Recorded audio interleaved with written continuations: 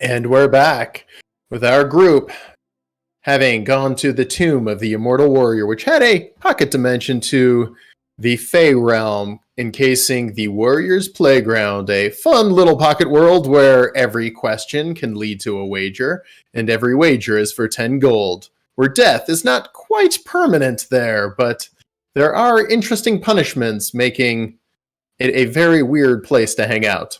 But after going through that and learning a little bit about themselves, they came back to the mortal realm, where Flint had got to a bit of an argument with the leader of the dwarven army and has been pressured / belittled into joining them for this fight. Flint, having lost a little bit of the respect the dwarves have had for him in recent years, has decided to try to earn it back through battle, and his party has chosen to go with him. With that, your party is now marching fairly slowly at a very comfortable pace, trying to reach the battlefield in afternoon. It is now mid-morning, about 10 a.m. You have a couple miles to go, where with you have Boris, strapped up with 3 heavy ballistas.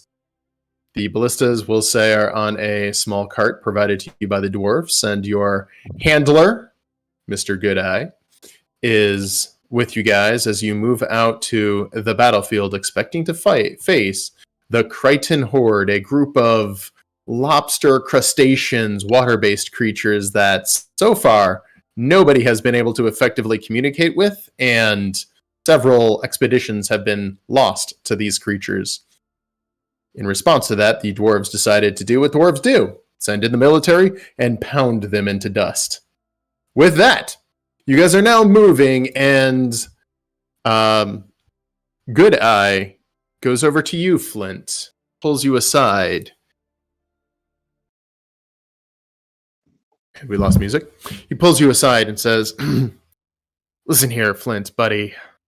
I have some interesting news. You see that guy over there?" And he kind of points to a very well-dressed, fairly unassuming dwarf, yet too well-dressed to be in the military and not well-dressed enough to be someone of supreme importance.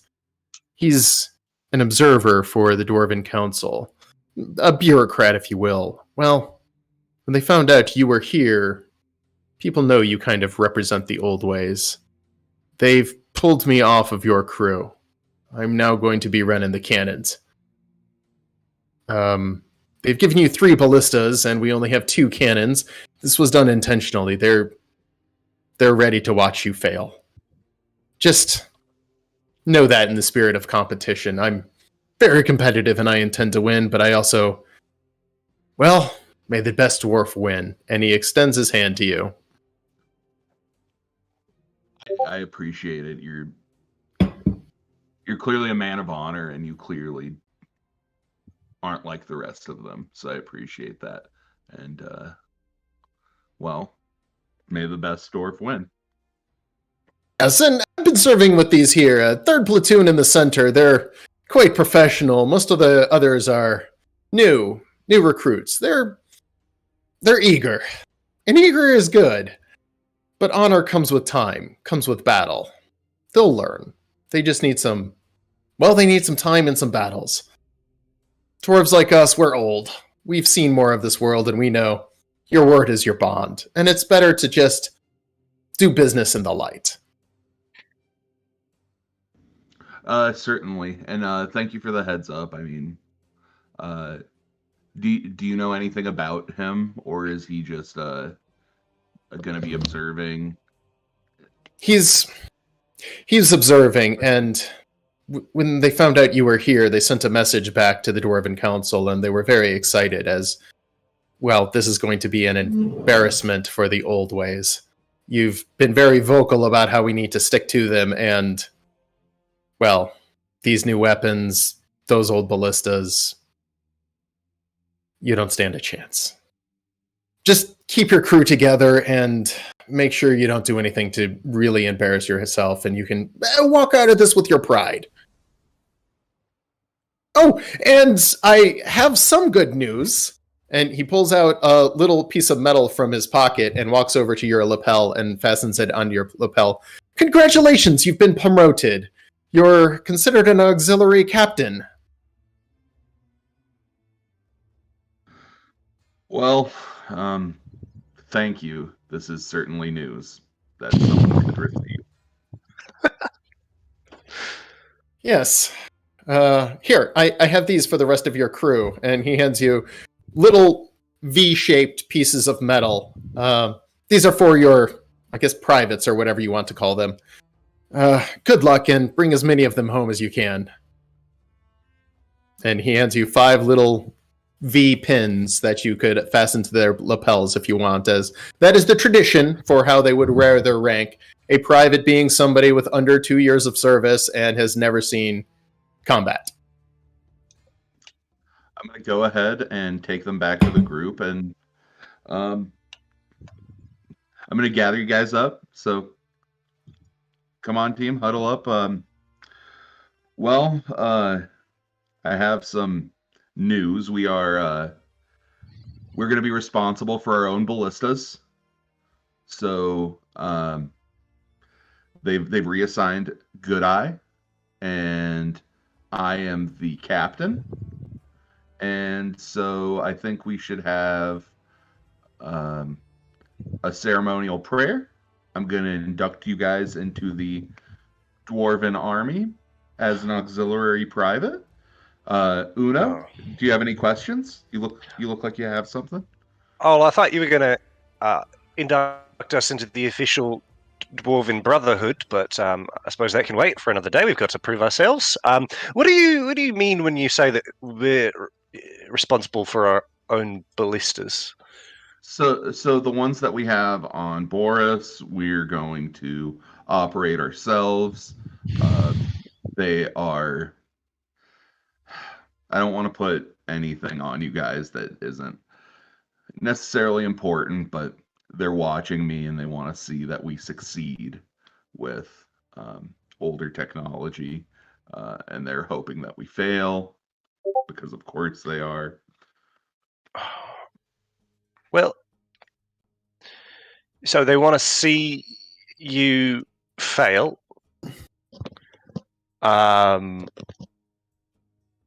Right. Well, okay. So this technology that isn't consecrated by the mother or the father, these cannons are apparently pretty impressive, and the ballistas that we have probably aren't going to do as much work, but it's fine. We'll do great, and it just is what it is. They're gonna pardon me, and I'm a captain, I guess, so that's cool.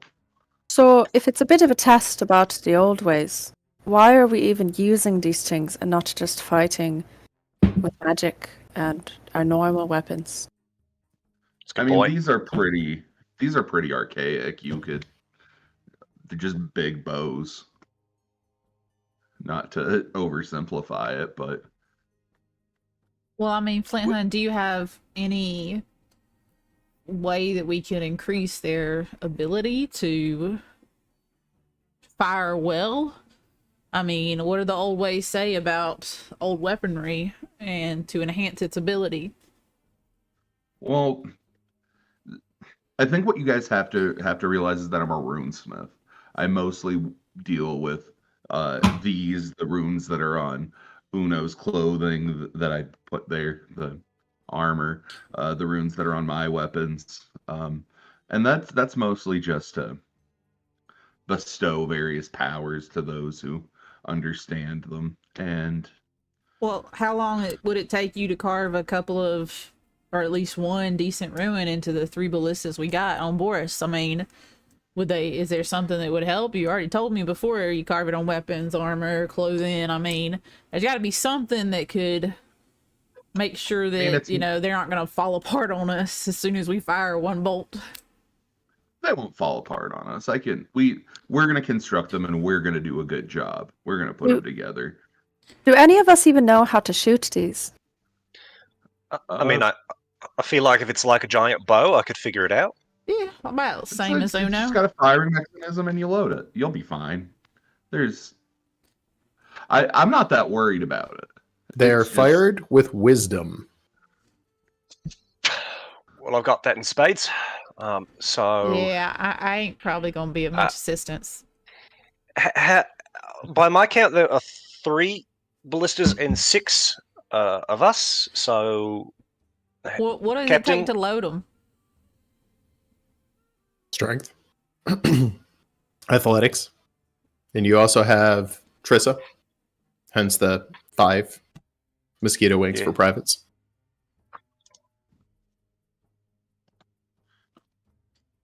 All right. So do you guys want to? Would you guys like to do a more traditional induction, or are you? Do you just want to take these and put them on yourselves? I Oh, can put them on you. I can give Whatever you a. you feel is gonna be the best way for us to go about doing this. do I have to wear it? If you don't want to wear it, you don't have to. I don't. I think these are. I mean, I don't want mine. Well, if you don't want yours, then I mean, there ain't no reason for any of us to have one. Then we's here as a group. We figured it out. All right. Let's set these up. Good luck, everyone. Let's split up into pairs. I'll let you guys choose how you want to split up. But it's gonna be pairs. So All right. Well, I'm going to be honest with you. I'm not particularly strong. I might have a hard time loading and maneuvering this heavy machinery. So, but I've got pretty decent aim, so I can be a trigger man.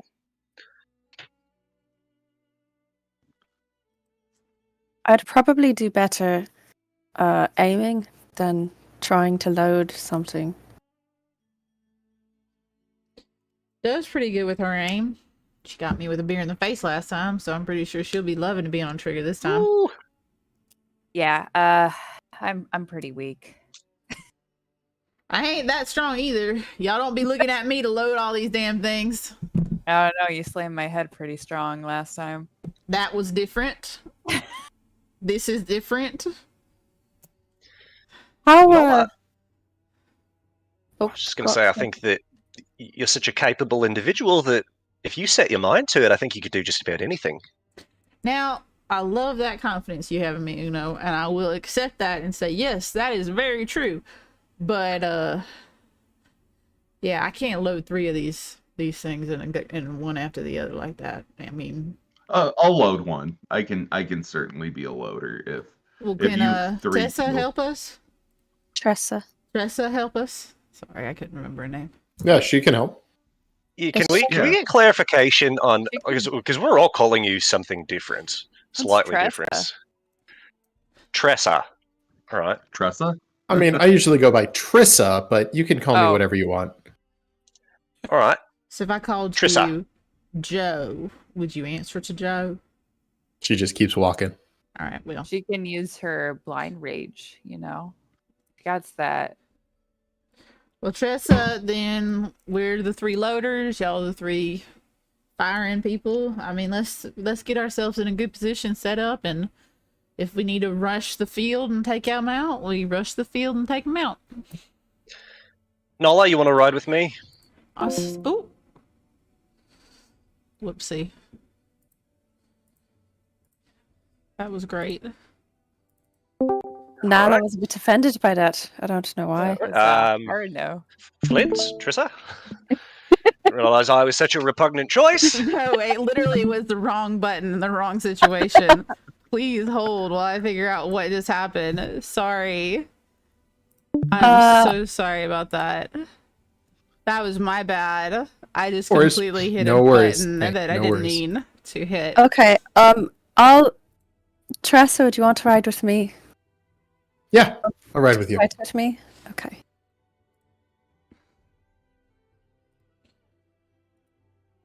All right, Uno. Yeah, I'll be happy to be your partner in this situation. Sounds good.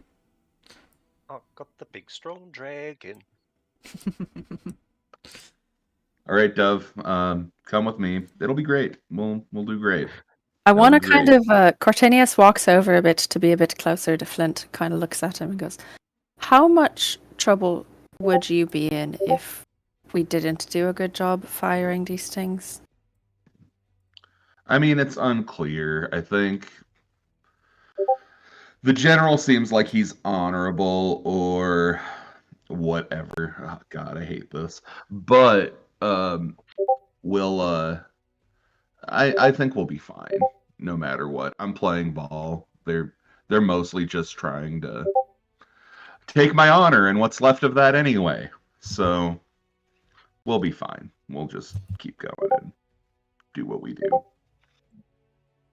As you guys are moving out, Flint, you hear a heavy voice, familiar voice, the commander of the Third Corps. Hey, Captain Flint, come here. Yes, sir. And I give him a little salute. You can hold off on the saluting right now. We typically don't salute in battle conditions, but we'll work on that if you want to. Listen, it wasn't my idea to make you an auxiliary commander. I think that is absolutely insane to give somebody with no training, no abilities, no... Look, listen. We're putting you on the right flank. You're going to be behind 5th platoon. 5th platoon's good. It's one of my more experienced. My most experienced, of course, is 3rd platoon. That's my weapons platoon. We're putting you behind 5th. If anything happens, I want you to drop your gear and fall behind them immediately. They'll protect you. I may not have had the best interactions with you, but your lives and the lives of your crew are also my responsibility, and I take that very seriously. Get your people back alive. That's the most important thing in the world. Do you understand?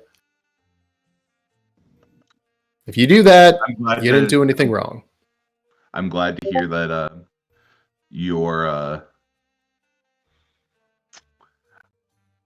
I'm glad to hear that you're an honorable man, at least. I'm glad to hear that you understand that there are more important things than this little extermination that you have going on. So Yeah. I appreciate that. Yeah, the Dwarven Council isn't super keen on us just wiping out whatever's in front of us, but at the same time, the technocracy wants us to test out these new weapons. They've killed some of ours. We even sent in an elf. This would be a really good way for us to play proper politics. When a foreigner is killed in a diplomatic mission, it sends a message. And if we don't do anything, it makes us look weak, and it makes us look... We'll just go with weak. The bottom line is, the Dwarven Council is willing to offer one more chance to these creatures. Some of your soldiers have expressed an interest in diplomacy. I've been given the authority to allow one of your people to attempt to communicate with the Crichtons before all of this begins. Naturally, the technocracy doesn't really want to see this happening, but if you want to attempt to communicate, one of your people is welcome to. I would send one of mine, but I don't have a linguist of any kind. I wouldn't even know what to do. And I really don't want to do this myself. If one of your people wants to do it, I will be their personal bodyguard. We will go out just a hair in front of our own military. We will not get too close to anything, and if anything happens, we're retreating immediately behind the weapon squad. I'm not taking any chances here. This should be a no casualties battle. But talk with one of your people. If they want to try this, it's on them. Also, there's a bureaucrat over there who has your name on his lips. He's watching you personally, comparing you to the cannons. It's, I don't know, politics. Just know that you're under the microscope. You know what? I appreciate that. One Eye let me know that too, that we're sort of... He wasn't supposed to do that, but it's good to know that you serve with good men who actually care about the right thing. I'm not a politician, I'm a fucking soldier. I'm a leader, I'm a commander. Understand that. That comes first. But at the same time, I'm not going to let you all get killed for nothing. I'll give him a handshake and I'll be like, I'll go get someone and we can go forward. You're a little bit better than I thought you were. I get that a lot. Oh, Captain! One other thing. He pulls out a small little pouch, shakes it a couple times, and hands it over to you. It is 300 gold. That is 100 for you and 25 for each of your people. and 250 for any kind of linguist, equipment, anything that we've been neglecting for you. It's one of the perks of being an actual auxiliary commander is you actually get support. Wow, that's very generous. I appreciate it. It's not Thank you, generous. sir. It's how this works. Good luck, Captain. Let me know if you need anything. We're here to support you. I'm gonna head back and I'm gonna talk to the whole party, but all right. They're gonna let us do one attempt at diplomacy. We can send one of you. Ain't it?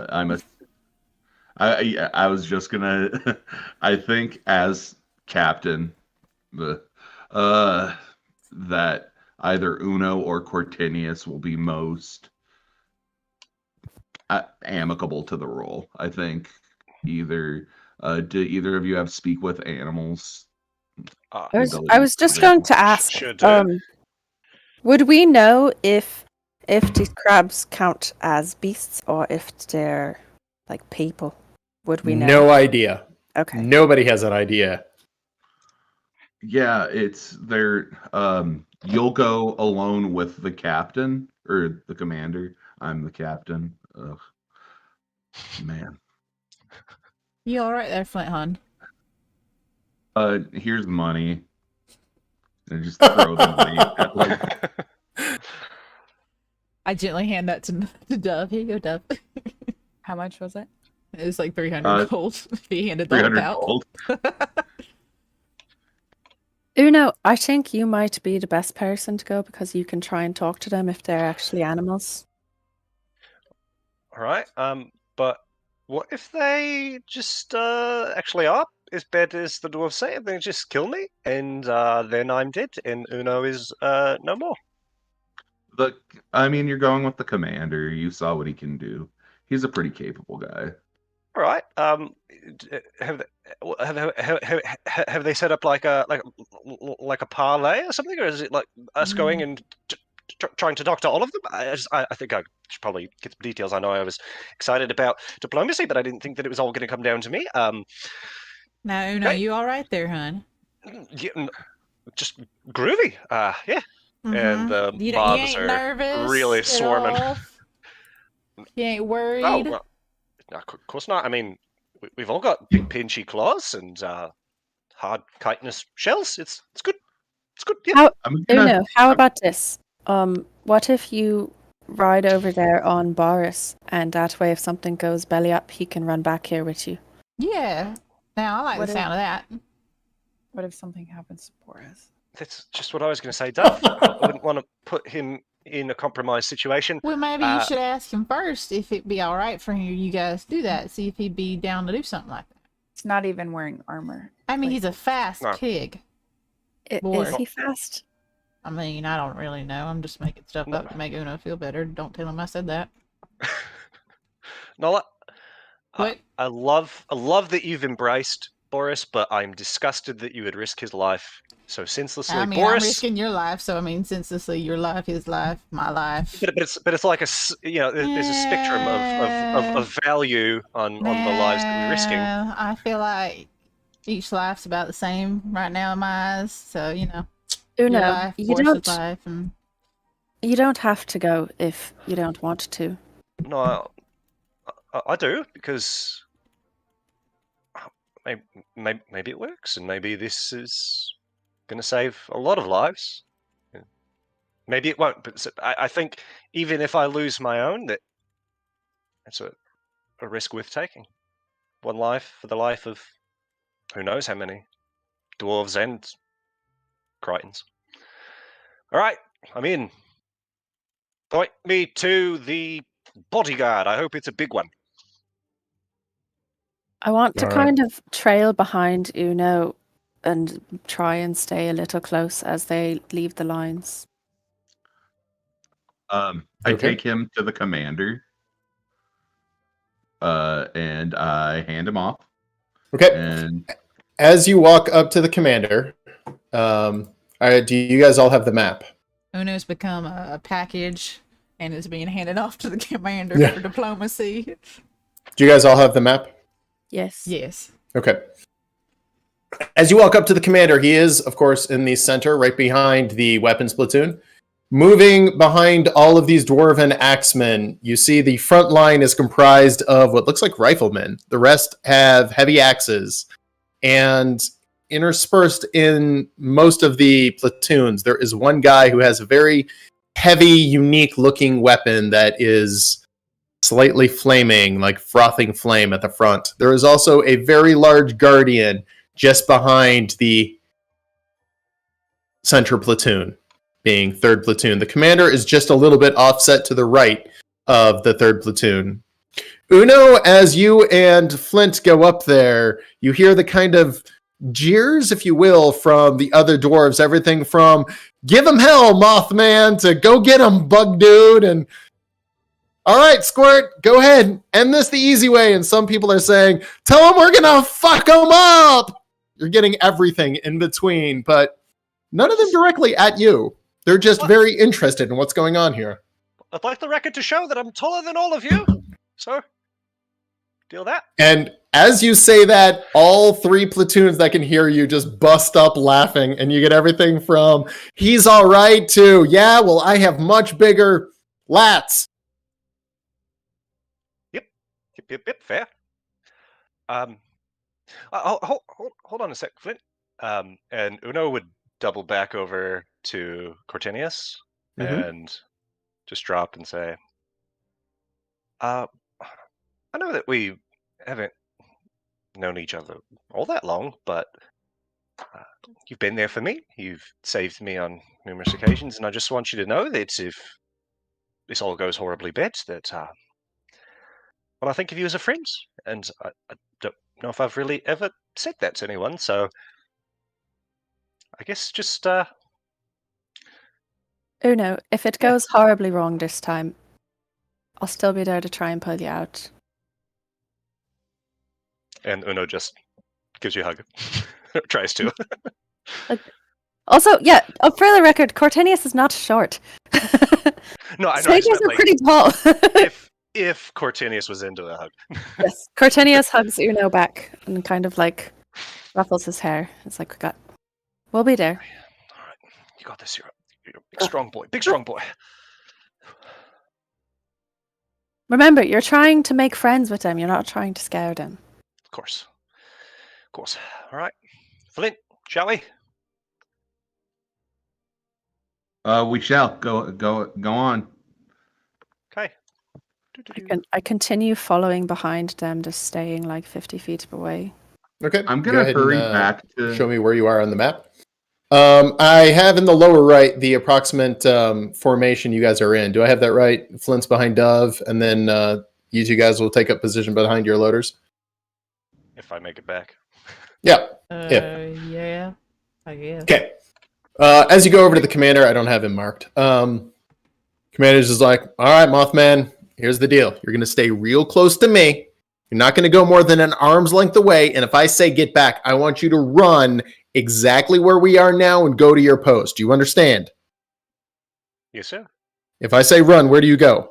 Go back to my post. There you go. Where's your post? My post. Well, first I'm going to come right here where we're standing now, and then my post is back there with my friends behind the fifth platoon. Okay. Point to it one more time. Okay, good enough. That's 3 times you've told me where you're going.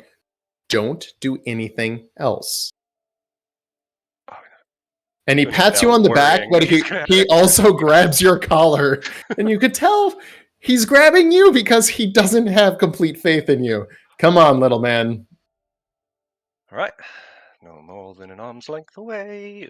Yep. And he walks you up just a little bit in front of the platoons, maybe 40, 50 feet.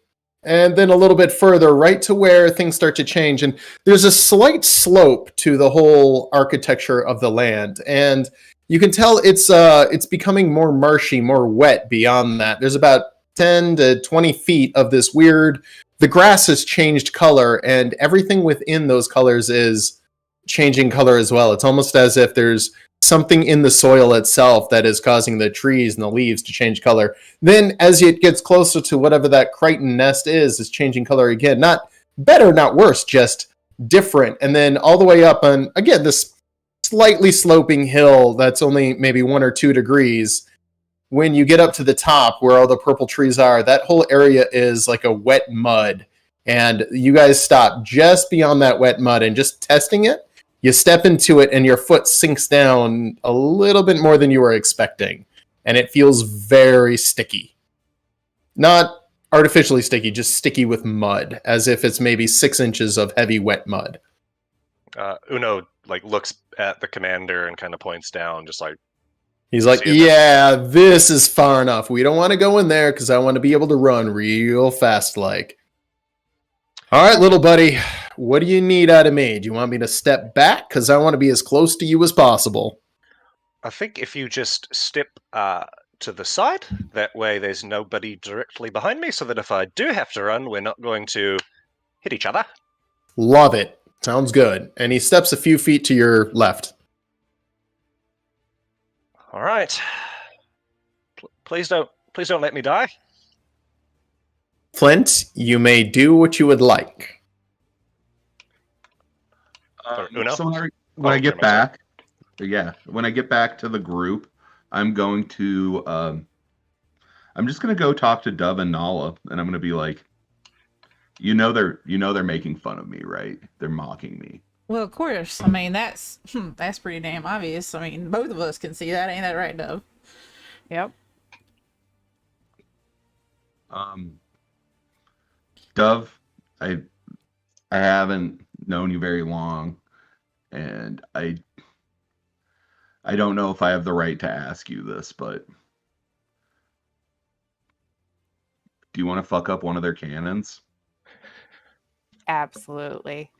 As Cortinius walks in front of the fighting line, you hear several, hey, you're not supposed to be out there. And then a few people are like, that's an auxiliary. They can do what they want. And I'm like, but everyone's supposed to be behind us. And you can tell there's very clear confusion, but without their commander / platoon leader right by them, there's no one to stop you.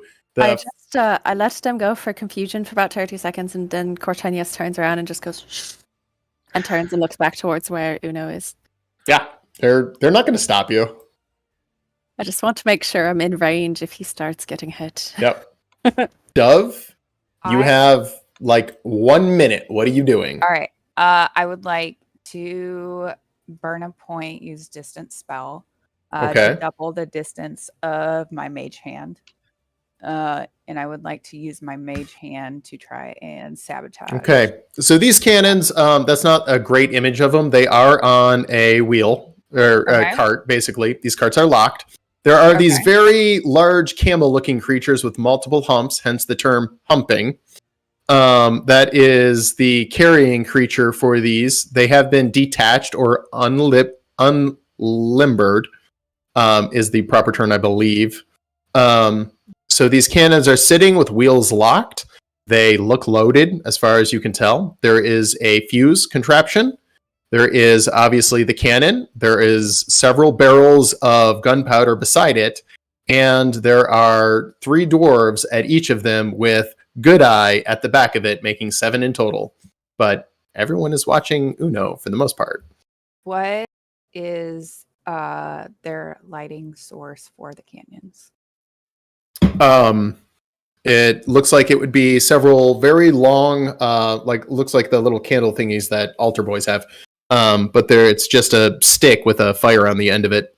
Are they lit currently, waiting? Yep. Can I mage hand 1 to knock into the things of gunpowder? Oh shit! I thought you were gonna unscrew some shit, not blow up a cannon. All right. Yeah, go ahead and roll Arcana. This is Team Mayhem Rolling reporting for duty. Now, Hey, yeah, now... Not a sleight of hand? All right, you can do sleight of hand, but remember, the gunpowder is stowed. It's in a barrel, so it's not open flame accessible easily. But at the same time, if it's out there for a little while, it could catch and you could blow up some gunpowder. All right, I'm going to take a deep breath. guide myself and maybe. With the 14, you rearrange their little. Hold on. Let me guide myself. 17, you do move at least one of their fire things into their gunpowder. So far, nothing's happened. They're intently watching Uno. It's a delayed effect. Might Could be. Or it could have got Cortinius, roll stealth just for funsies as Okay. you're hiding in a bush. Yes, I'm trying to just don't be suspicious. Don't be suspicious. I really The more don't you know. say it, the better it works. It's like if you hum dun dun dun dun dun dun dun. dun. That worked. All right, 15 stealth, not bad. Or 14. All right, with that, Uno. You see a small group of these Crichton creatures in front of whatever their wall is. This wall is about 4 feet high, and you do notice it seems to be leaking water. Not a lot, just a little tiny trickle. And again, it's only 3 to 4 feet high at the highest part, but you can't quite see anything over. The hill does slope up a little bit more from where you are, but we're talking an elevation gain of maybe 3 feet over that distance, followed up by a little bit of wall. So it is conceptually 7 feet above you, but that's not like a raging hill that you would have to climb or anything. But it is sticky mud, and they are a good 70, 80 feet away from the group. More like 150, I can count.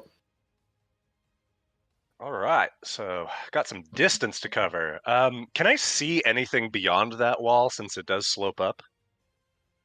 Slope up means it's going like this, so it would be harder to see over it. And no, you really can't see anything. Just a couple of jagged, looks like some sort of a crustacean rock structure or something like that. There's a couple of moving things. You can tell there's a lot of them over there, but it's hard to tell how many.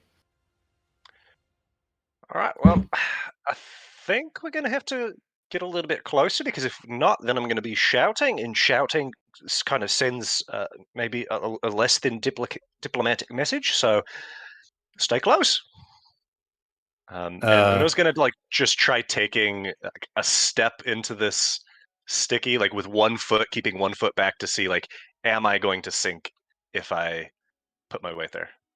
Yeah, you're going to sink, but it's not like sink to the point you're going to be in physical trouble. It's just difficult terrain. Oh, okay. All right. Makes escape a little bit tricky. Maybe I can get one of their attention. I'm just going to wave. As waving, a few of them begin to start looking at you, but they don't make any kind of moves of any kind. They're just looking your way. All right. Well, it works for a little bit, so I might as well just pop it off now. And Uno would cast Speak with Animals. Okay. As you cast Speak with Animals, you suddenly look at them, you focus on them, you start getting this weird pressure headache behind your eyes, and the world starts spinning for a second, your vision goes blurry, and you feel yourself shouting almost obscenities, challenging them to a fight, and your mouth isn't moving. You look at the commander very confused, and suddenly they start getting up, taking extreme notice of you, and you look back at them, and you can tell they're getting the message of fight, challenge, kill. And as you look directly at them, they look directly back at you and start moving into an attack position. There's no sound, and that's the interesting part. As many more of them start crawling over the walls, the commander's like, buddy, you sure you know what you're doing there?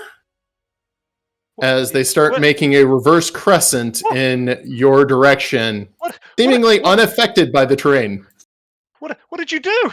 You did something. You interfered with it. I know you did. We gotta go. We gotta go. It's popping off. It was lovely to meet you all. I don't want to kill anyone.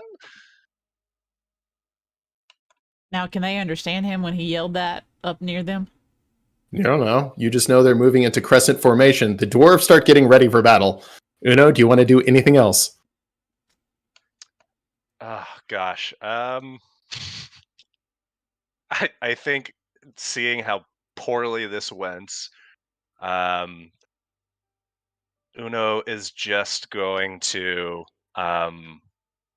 gosh. At that tree nearest me, just to see if it even works, because he has the feeling that maybe like on Warriors Playground, magic gets all messed up here.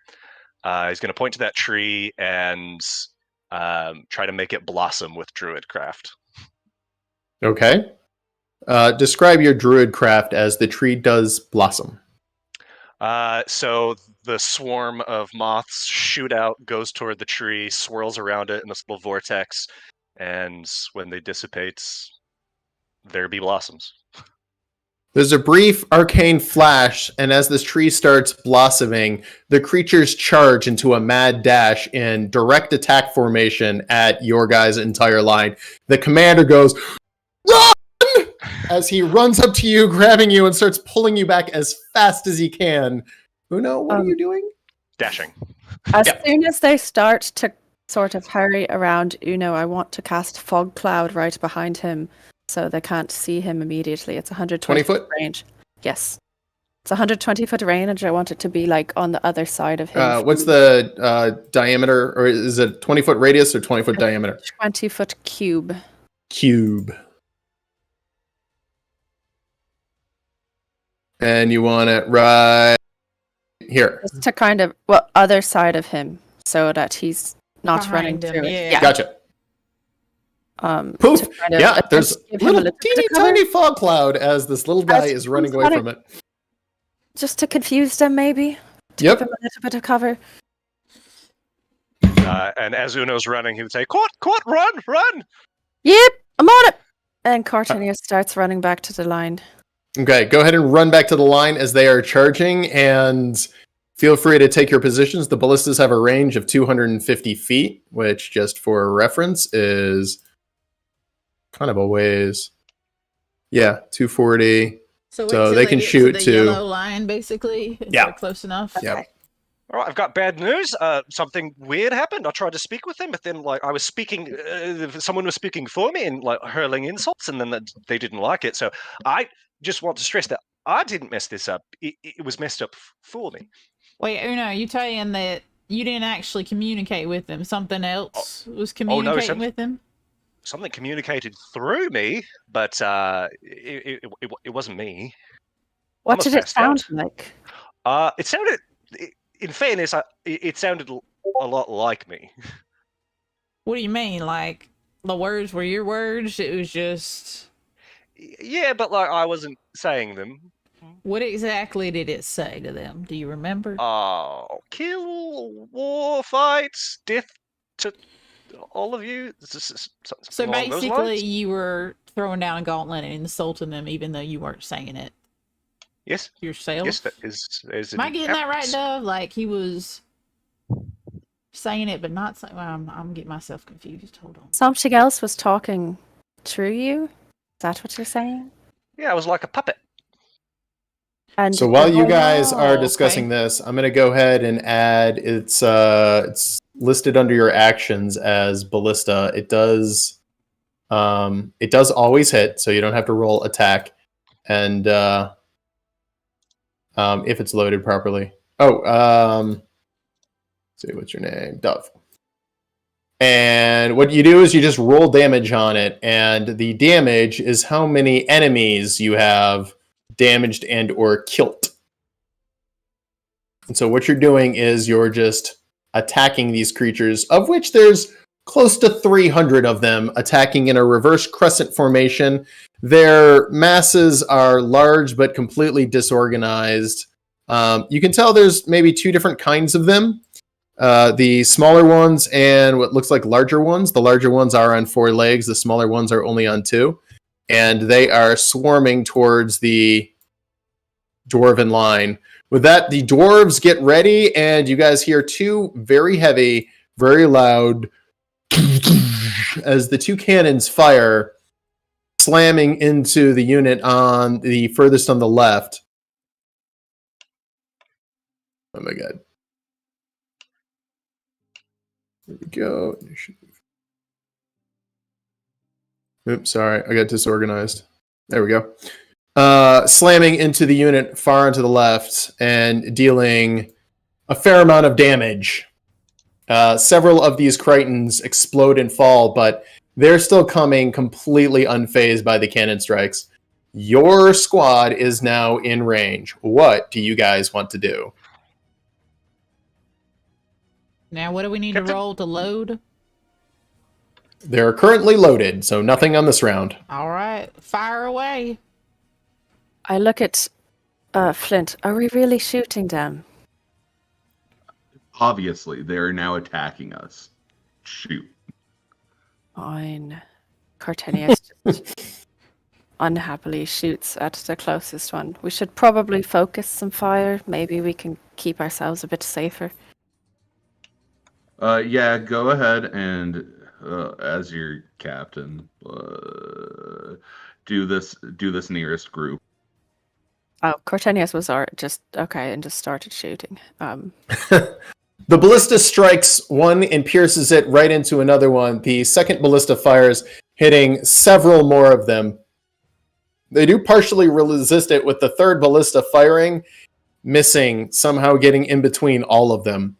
The creatures are continuing to run directly at the dwarves. As they move into the yellow, the dwarves open fire with their long guns, firing one at each of them, trying to blunt their charge. Whoops. Wrong one. Undo function. Yeah. Yeah, I'm a genius. I know exactly how dumb I am. All right. They fire their long guns, firing directly into each one of them, but their long guns really aren't super effective against them, as they do have thick armor. You hear a heavy volley of several dozen, and the front line then removes to the back and begins reloading. It's at this point that they're now almost on the dwarves. Are you guys going to reload? Yeah, can we have gone ahead and been reloading while as soon All as right. it's fired? Can one Go of us ahead be and roll reloading? athletics for everyone. All right. Everybody or the people? Well, who are the in charge? reloaders. 15 passes. I'm gonna Good work, Noah. become. Oh no, cannon ready. Let's go. I'm gonna become giant so that I'll have advantage on athletics. All right, that works. Make your athletics with advantage. Do you want me to just roll a d20 for Trissa? Yeah, please. She's actually a +2. Okay. 16 passes. She gets a 11 does not pass, and she is struggling to reload as she's not quite strong enough to get it up and running the best way. Is there a way I can get to it and? Not with this 16. If you rolled higher than that, then yes, but 16 is just enough time to reload it. So you will be slightly delayed on your shot, whoever just reloaded. With that, the creatures are now almost in range of the dwarves, and that's when the dwarves pull out their secret weapon. The weapon squad fires 2 flamethrower shots in either direction from 2 flamethrowers it had on the first one, forming this interlocking web of fire and hitting that first Crichton mass. Second platoon fires one across from the angle, trying to cut off the advance, which does hit a little bit of the advancing squad. First platoon doesn't have to fire because the Crichtons, seeing that, stop before they get quite into range. Fourth and fifth platoon do focus their fire on that mass that you guys were shooting. And what's interesting about the fire is after they fire it, it seems to linger for kind of a while. Crichtons, having been just massively damaged by this, many of them down, several of them burning, do start to fall back. And this is where you see the burning mass of fire just on the ground, continuing to burn, spreading to a little bit of the grass, but it's not long enough to really cause a torrent of fire. But as it gets to any of the water, it sits on top of the water and pops and burns. Whatever they're shooting in their flamethrowers is basically has its own oxygen supply and can burn on top of the water. It's at this time that you hear one heavy as one of the cannons fires, and there's a second popping sound as one of the cannons seems to have misfired, and then one of the guys near the cannons is on fire as he's running around confused and burning as something was not where it was supposed to be and has exploded, not doing considerable damage, but enough to cause him to misfire, and now 2 dwarves by the cannons are on fire. Can I send them a message? Yeah, go ahead. Didn't you already? Alrighty. No. Your beard's Ooh. looking a little patchy over there, buddy. Oh! I'll look at Flint. Give him a look. Unfortunately, that was out of range of the spell message, but Oh, I'll it burn. felt good to send I'll it. burn a point for that. It's hard to see over there, but I yeah, it's very possible that his beard is on fire. love how the- petty that is. That's amazing. The Crichtons do fall back onto the difficult terrain and begin retreating almost back to their little sandcastle structure. One of the units has been almost completely routed and just disappears over the sandcastle. Squad 3 is now just down to a skeleton crew of just just over a dozen, and the 4th one is incredibly damaged. Those flamethrowers were just devastating. Did Guys, you well, Flint? Let's go ahead and we just loaded. Keep them loaded. If they come, make another charge. Fire. Don't fire. Hold your fire until they're coming back. Can I make sure that I help Tressa reload this cannon or this ballista now that we have time? Okay. Yeah, I'm not going to make you roll for it because you guys do have time as the enemy is just completely freaked out by the flamethrower attack. There's a pause in the battle as nearly over a third of them have been killed. You hear the commander say, "All right, soldiers, let's go smash their sandcastle. Advance." And with that, the platoons begin advancing on the enemy. He looks at the siege weapons and goes, "All right, can you guys advance?" The cannons are like, "Not really. No, we're stuck here. We can do a little bit." And they start slowly creeping up with their cannons, but it's not perfect terrain and they are slow. However, you guys, if you did try, you guys could move the ballistas into a better firing position. What do we need to get up behind our 2 squads? Like, what are we looking for? Because we got Boris, we can link and help pull him forward if we want to keep him loaded. But what do we need? Be strength, and linking it up to Boris would take too long. You'd have to physically pick them up as they are on tripods, and they would weigh several hundred pounds. Artenius is pick just up kind of one. like really weakly trying to pick up his cannon. He's like, Flint's "Oh big. no, Can we're he pick up stuck." one by himself? Okay, if anyone is moving it, go ahead and roll athletics. Oh no, I'll, you cast want to move forward? guidance on Flint. Yeah, let's give it a try. All right. Flint. You don't need it.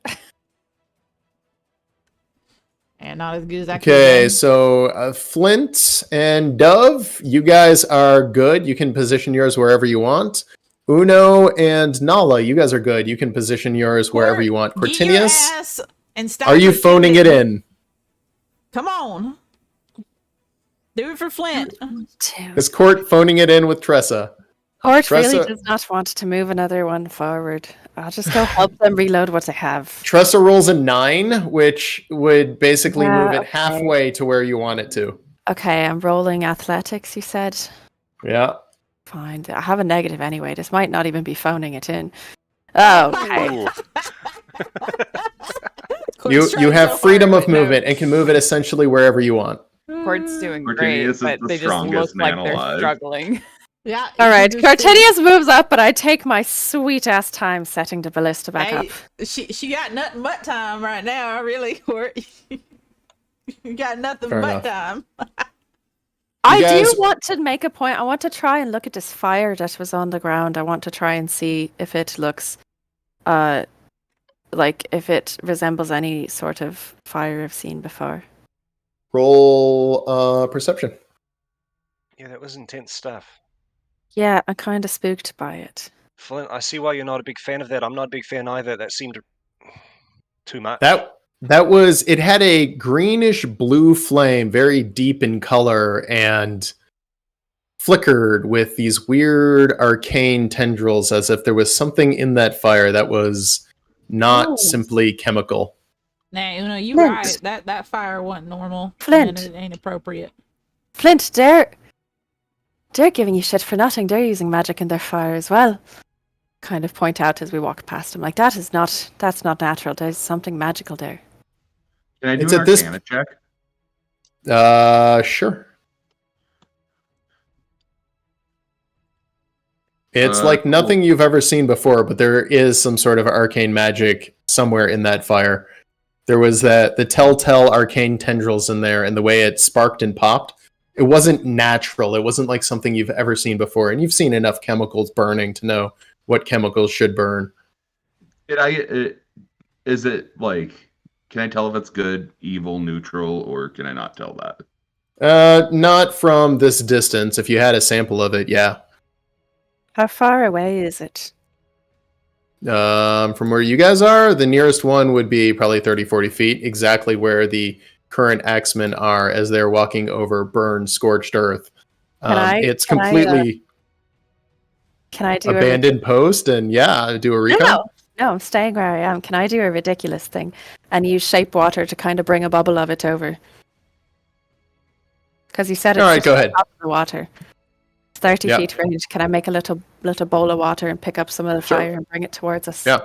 The fire's gone out. It only lasts about a minute. And when it gets on top of the water, it does spark and pop. But as you bring over some of this water, there is this weird tarish, oily residue, and it feels a little bit sticky. Whatever mixed with the water, there is a little bit left over as it didn't completely burn. And it does smell very acrid and strange, but it also feels like tingly within a magical power that you felt before. Cartenius Go ahead.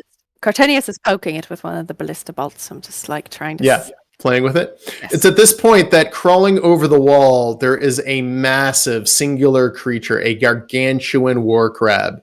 And it's at this point that the commander's like, well, I thought this was going to be easy. All right, guys, let's fuck it up. And with that, the creatures start moving into attack formation, even the ones that have been incredibly thinned. It's at this point that you see in the center of that giant war crab, almost in the middle of its forehead, is this weird, brightly colored, bluish ball that seems to almost be pulsing in color. It is very similar to the pearlescence that they described before. And looking at some of the dead Critons that you can see, all of them have this weird pearlescent spot in the middle of their head. The large creature begins moving in between the two smaller units that are still there, and it's at this point that these two small units do charge into battle, the war crab moving in the center of the field. There is a heavy as one of the cannons fires on the war crab. Now, can you draw a line for us? Can we hit the war crab from our distance that we are at it? You don't know. You can shoot and try, or you can wait until it gets closer. I want to shoot at okay. the smaller one. Yeah, I was alright. gonna- We can shoot the smaller ones and then reload. Take Yeah. out the minions. Take out The those second X-Men. cannon fires, clicking off the crab, doing a little bit of damage, but the first one was a direct hit, and a piece of the war crab breaks. It looks like one of the rear tendrils sticking off of it. The other ones are now charging in directly against all of the axemen. What are you guys doing? Shooting at the closest Alright, ones no. on the right. Those would almost certainly be in range. Yeah, easily. Oh, we're so consistent. Nice. That's Well impressive. done. All line up and it just goes pew. And Blam, each blam, of the blam. different unique. combinations also. Uh-huh, Yeah. Yeah. Looking good. Amazing. Looking good. Alright. Time to reload. Can we go ahead and start reloading? Yeah. And slamming in, you do kill several of them, but they are still moving in. It's at this point that the commander screams, "Wall of fire!" And 4th platoon fires its flamethrower. 3rd platoon, again, does the heavy spread attack that it did before, going back and forth coating things. Guidance on Flint. 2nd platoon makes its attack. 1st platoon is not quite in range, and as the Crichtons get into range, it is absolutely devastating, as these creatures stood no chance against these kind of flamethrowers. This is exactly what the dwarves wanted, and exactly what the poor little Crichtons didn't want. And you watch, many of them are just caught on fire, burning. Your ballistas have hit several of them, but they are just decimated by this attack. One of them is completely destroyed. Another one is taken... oops, this guy's actually not that bad. One of them has taken half damage. Absolute pandemonium. And it's at this point that the creatures, without even saying a word, just retreat in the opposite direction. The heavy crab seems to have trouble getting over the wall, and it's slamming its pinchers and clickers into the wall. The other creatures run right up to the wall and start slamming into it with all of their might, and it's like they're trying to climb over it. What do you guys want to do? We were reloading. Okay, roll to reload. I want to make a point and reload with the one I was playing with the fiery water with, so that Okay. that residue is on it. Okay. But I rolled a 13. I don't know. Yeah, if and that's... I rolled an 11, so... Okay, 13, 11. It does take you guys a little while to reload, but as the enemy is further away, it's just not a very fast reload. The cannons looks like they have fixed whatever was broken, and then you hear a strange sound, a splashing sound, as the wall begins to completely disintegrate. The Crichtons running into the wall have broken it in several places, and there is now a wall maybe 2 feet high of water rushing down the field. Again, it's not super high, but it's enough to knock over anybody who isn't well planted. And since the field is sloped, it is moving at what would be the equivalent of 60 feet per turn. So you'd have to sprint to outrun it. Okay. What do you guys want to do? Climb a tree. There's really no tree to climb. I mean, those are like large bushes. Oh, and I again, thought it's trees. 2 feet high of water. Sorry. And how tall are our ballistas? The ballistas, they sit about 3.5, 4 feet high. And how So, I mean, they would get secure wet, are but you they would- in the ground? Like how secure? No, are they're they? on a tripod. The tripod's about 3 feet, and then the ballista sits about Yeah, no, 18 I'm inches saying, on but top of how that. secure into the ground are they every time we've moved? I mean, it's a them? tripod. You probably have to hold it up if it got hit by the water. So could we brace? Could I get Uno and myself to brace it? You absolutely could. And we'll brace. Okay. Like Uno will be behind me because I'm taller and bigger, and I'll be bracing Okay. the tripod, and Uno's holding on to me, and we're just both bracing against it to make sure we not go nowhere. Yep. I just Would you want me to imagine put my you hands? picking him up like a little baby. Oh no, Okay. it's He's all so right. little. There ain't anything wrong. Just grab a hold. As you guys are bracing, suddenly the I've got water leather and hits stuff, so the you can grab like whatever you want on the back of me. Suddenly, the water hits the fire that has been sprayed on the ground, and immediately it all flashes as if oil has hit water. And there's a brilliant flash, and it begins riding the water straight back to the dwarves. And that's where you hear a singular voice, as almost silence cuts across the battlefield. Fall back! As the commander of the 3rd Corps, his platoon is now hit by this rushing water coated in fire. The flames from 4th platoon hit a part of 4th platoon and are now washing towards 5th platoon. Unfortunately, 3rd platoon is suddenly completely engulfed in their own fire, with 2nd platoon completely retreating. Not retreating orderly. They have just broke and are running for their lives. 1st platoon is beginning an orderly retreat. What do you guys want to do as suddenly the battle has changed in a dramatic and unexpected way? I'm going to shout for the 5th platoon to fall back. Okay. As you scream, 5th platoon fall back, they, of course, do an about face and begin running directly at you guys. And that's when you see two quick flashes. They're quick. And then about a half second later, you hear a as the two flamethrowers in 3rd Platoon have been engulfed in fire and have completely exploded, dealing essentially fatal damage as now 40 orcs are completely engulfed in flames, including the commander of the operation. 4th Platoon, there is a heavy as their flamethrower troop has exploded as well, doing about 40% damage, and 4th Platoon is now in a complete rout, with 16 dwarves completely killed, several more on fire. 4th Platoon is completely lost, or excuse me, 2nd Platoon has completely lost composure, and 5th Platoon is now running in a dead sprint directly at you guys, who are now bracing. What are you guys going to do? I think this is a bit of a cheating thing, and I'm sorry, but I don't see another way around it. I'm going to wild shape into a bird and fly up above the water and get the fuck out of here. I don't know what kind of bird I can turn into, but if it's a big and I can't fly. I'm not high enough level to I fly. don't mean to be that guy, but No, you're right. I'm sorry. I was literally You just can- looking that up. I think that's level You 6. can be a I'm bird not- and I I just can be a land on bird. I someone's just can't head. fly. Yeah, you can be a bird on Nala's head, who's the tallest, Okay. or Flint's head. I Nala's will or Flint's look head, at the this tallest one. table really quick. All right. So you're now- wild shaping into an animal and getting the fuck out of dodge. What are the Possibly. rest of you guys doing as you guys are bracing? Alex, for can I use now a 40 shield in front Can you of what? me? Can I shield and demand that any of the dwarves run behind me, and I shield trying to break the water apart so it like goes away from us? Sure, you can try. The spell and is shield. is Because the I'm trying water to just like move the water, like the flames. I want them to go around us.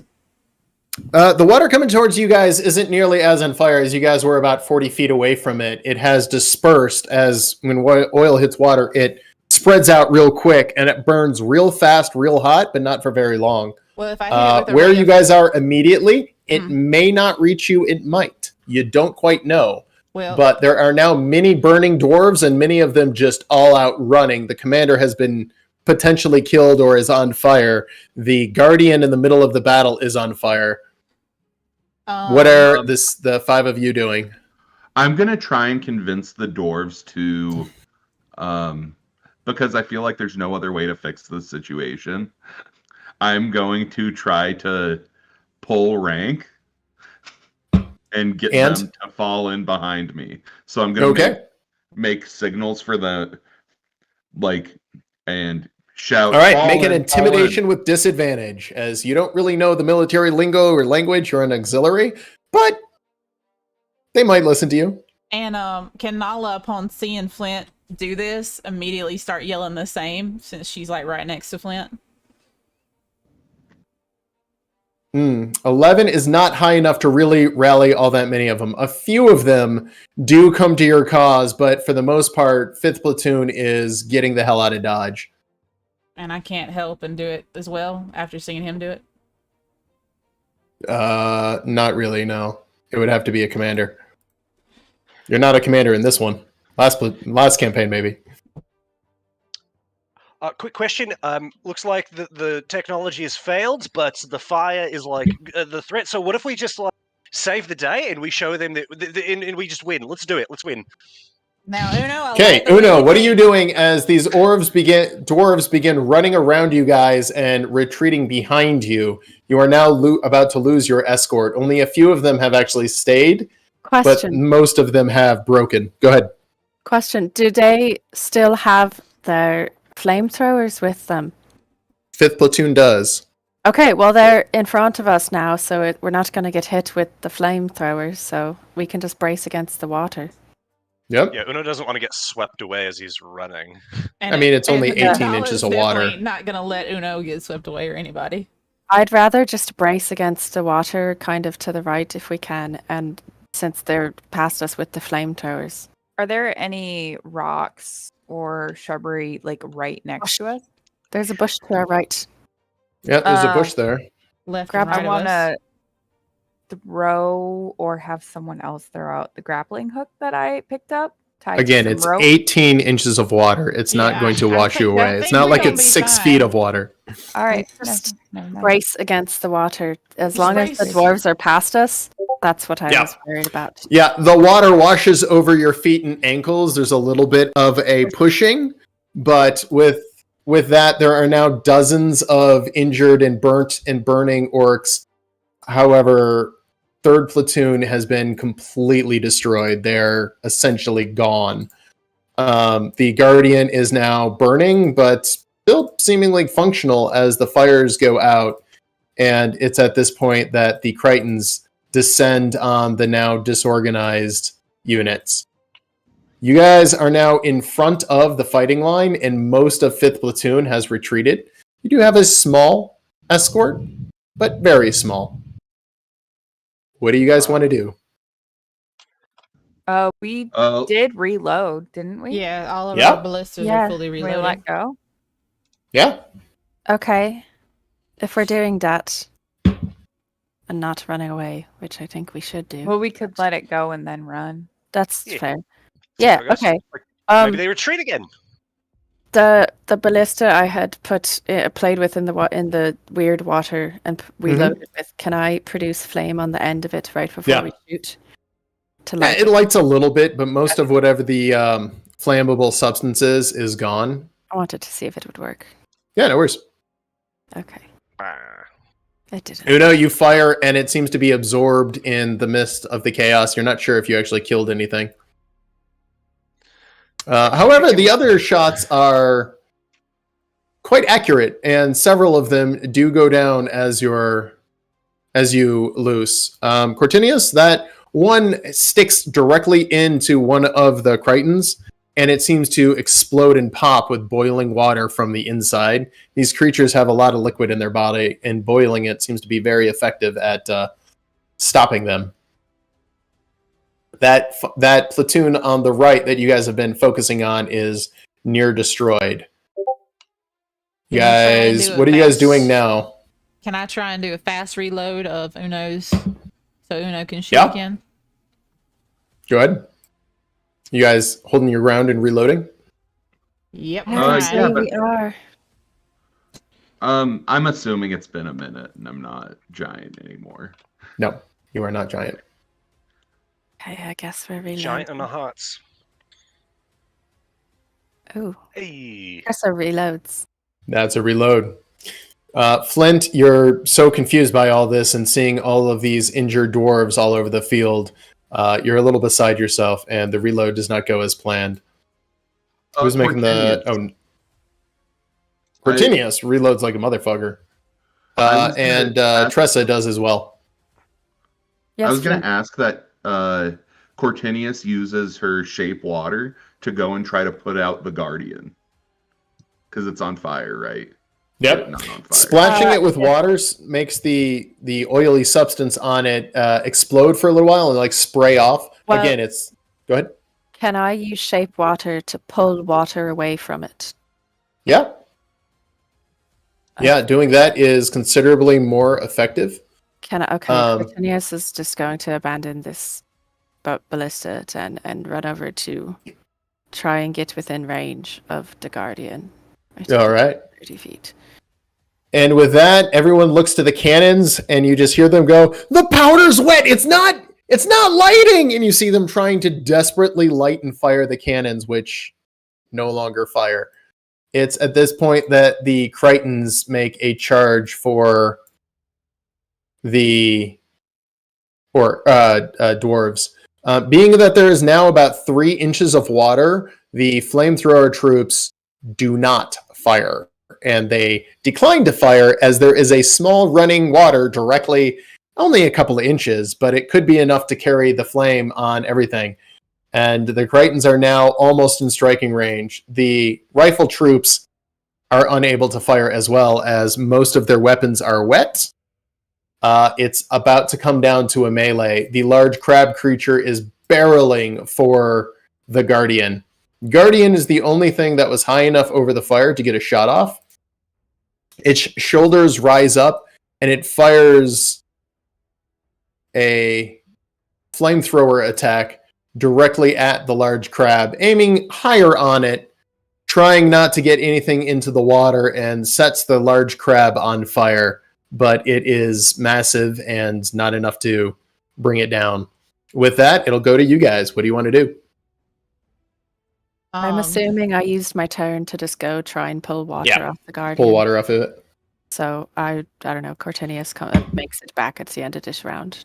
Nala's gonna ask Uno to fire at the bigger crab. I think it's in range, isn't it? It's gotten close enough now. Yeah, over to the left. Yeah, Uno wheels over and takes a shot. Firing into it, it's a great shot, and it does some damage. Oh, wait, roll it on the crab itself. Oh, sorry. Yep. Meh. It does some damage. The thing doesn't seem to resist it at all as the bolt pierces through its hide and gets into one of its limbs. It's clearly pissed off by this. I'm gonna try and reload as fast as I can. It's the only thing I can think to do right now. Okay. Yes, I'm gonna guidance try on and rally. Oh, Go ahead. go ahead. Sorry, Duff. I'm casting guidance on you for whatever. Loaded you like want. motherfucker. Like, get on it. Fire Uno. Nala, you are so capable. I'm gonna try and rally the to try and unify with fifth platoon, just so we have like some coherency and some effectiveness. Do I need to roll for that or anything? Intimidation. Cool. Something charisma based. Persuasion, maybe? Intimidation usually, Intimidation which will can work. also be strength based. Flint Oh, is a hey. shining exemplar of leadership on the battlefield in the face of pressure. I can use I hope- strength for intimidation. Yeah. Cool. Oof. Yeah. Your inspiring speech does rally at least a dozen of them, so you'll now have 12 of your escort. That's not nothing, but that's not also a ton. Mostly axemen. The flamethrower guy, he got the hell out of Dodge. Smart. All right. With that, the Crichtons close with and begin engaging the dwarves in melee combat. The first group of Crichtons attacks directly onto the dwarves, and there's sounds of slaughter as over a dozen of them are cut down. The second group of Crichtons attacks not as bad. They only take down a few of them, but many of the dwarves are taken down by these, as these creatures are fast and they're pretty ferocious. The large war crab finally closes with and begins engaging the guardian, making a slam attack. It does extreme damage with those heavy claws and begins pulling it apart. It makes a secondary attack, spitting poison directly at it. But the guardian is completely immune to poison. And the poison spray does absolutely bupkiss to him. The fourth platoon has rallied and now moves to engage the large war crab, leaving fifth platoon and you guys to handle the last of the Crichton mass that is moving at you guys, which now closes with, and where are they? There's about 10, 11 of them left as they close in and engage your escort, which comes out to protect you. Swell folks. Yeah. And only a couple of them go down. It's not a million versus a million. It's like 10 versus 10, and it's a fair fight. Only a couple of them go down in this attack. The cannons fail to fire again, leaving the dwarves for their counterattack. They slash into the Crichtons in the first group, and They kill a few of them, but their axes are actually poorly designed to really take down these creatures. Second group does a lot better, but still it's not quite enough to really bring them down.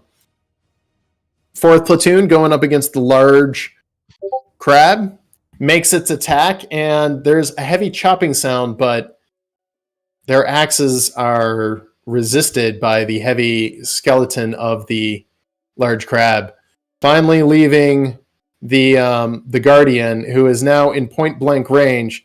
It has no choice but to slam the giant war crab. It does some pretty good damage to it, but it's not enough to bring it down, leaving your poorly fortified group of a dozen dwarves, now 10 of them, to attack the Crichtons directly with their axes. They make their best attack they can. Come on, boys. They take down a few of them.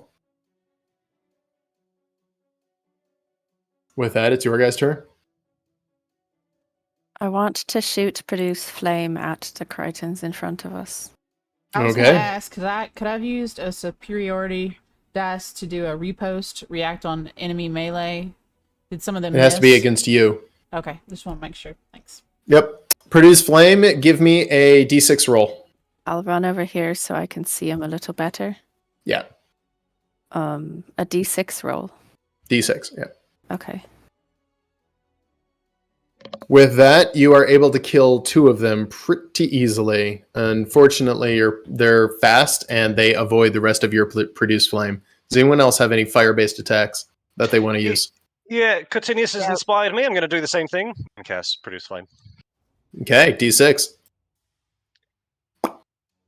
Uno, however, takes down several of them.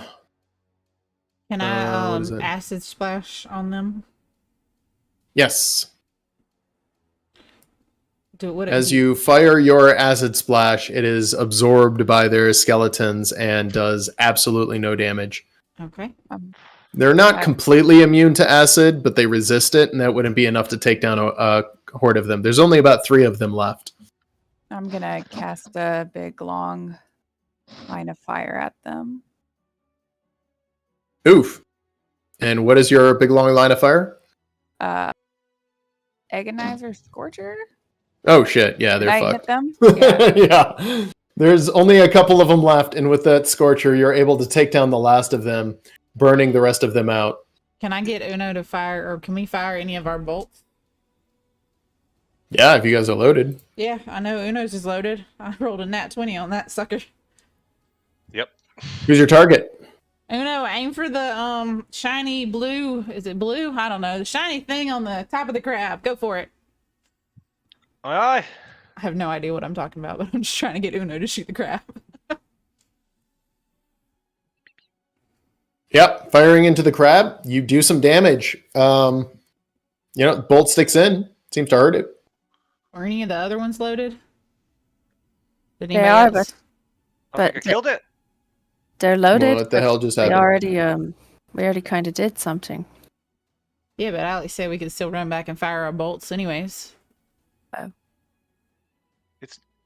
think they did. What? We won. No. Aha! Did I? What? Oh, What? we're all gone. Ah, What the fuck happened? We're there, but no. we're not there. They're there, but they're not there. it's the snap. They're in the It is the snap. We're gods now. CT group. Yes, yes. Happened. We destroyed them. Annihilated them. not It was quite. all you're doing, Uno. Uno, I believe in you. That's what I'm talking about. No, I had a team behind me. It was you guys. You brought me along. Oh man, did it really? It just deleted them from the combat tracker. Oh Shit. no.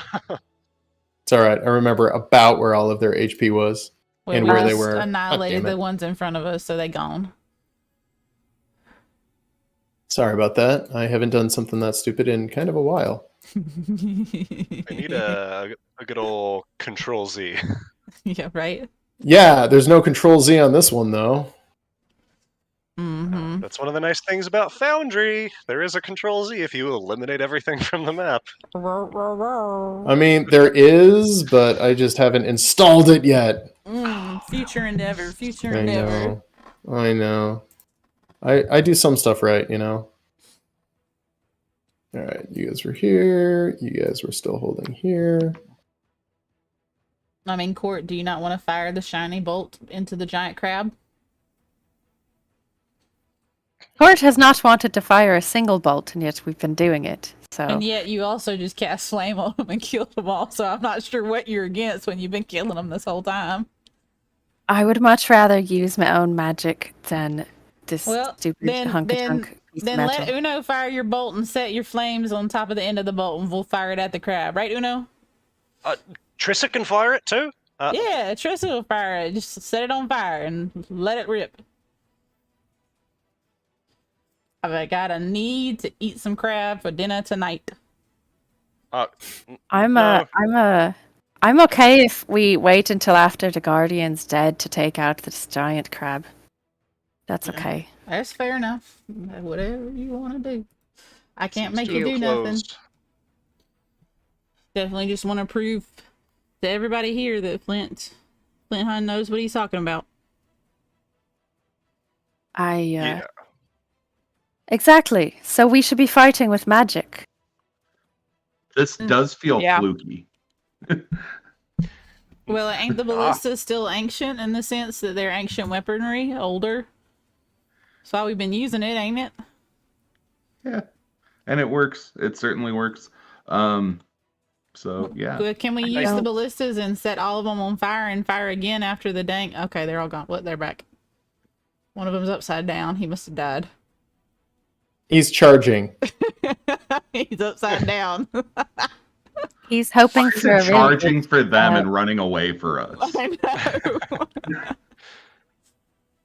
Oh. I'm gonna try and give commands to the fourth. Okay.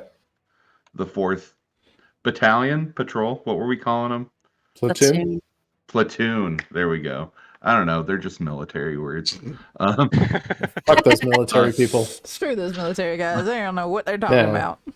No, just their lingo. And I'm gonna yell at them to push forward and attack its legs.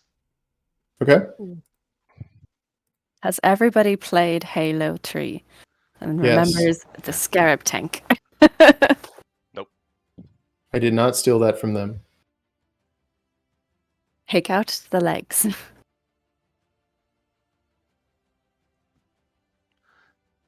Do they listen to me? Do I have to make a check or something? All right. Yeah, they'll listen to you because you're starting to make more sense. Considering we're killing everything. Yeah. Mm-hmm. How are those fancy cannons working now? How are those? Yeah. Can't see past their This before. flaming beards. Mm-hmm. And when you set yourselves on fire, that was a bit of cup. True We're just enough. over here taunting the people we're Shit talking with. Yeah, right. Pretty much just shit talking the people we're fighting. our own people. Yeah. These are not my people. Yeah, To be hey. fair, I've been in battle, and that is how it goes. Are you serious? Oh yeah, there's a certain amount of shit talking that is just extreme when the pressure's on, especially when the pressure's on. All right, sorry about that. I now know what not to press because there's this button that's like big and red and is like, "Fuck everything up," and I was like, whoops.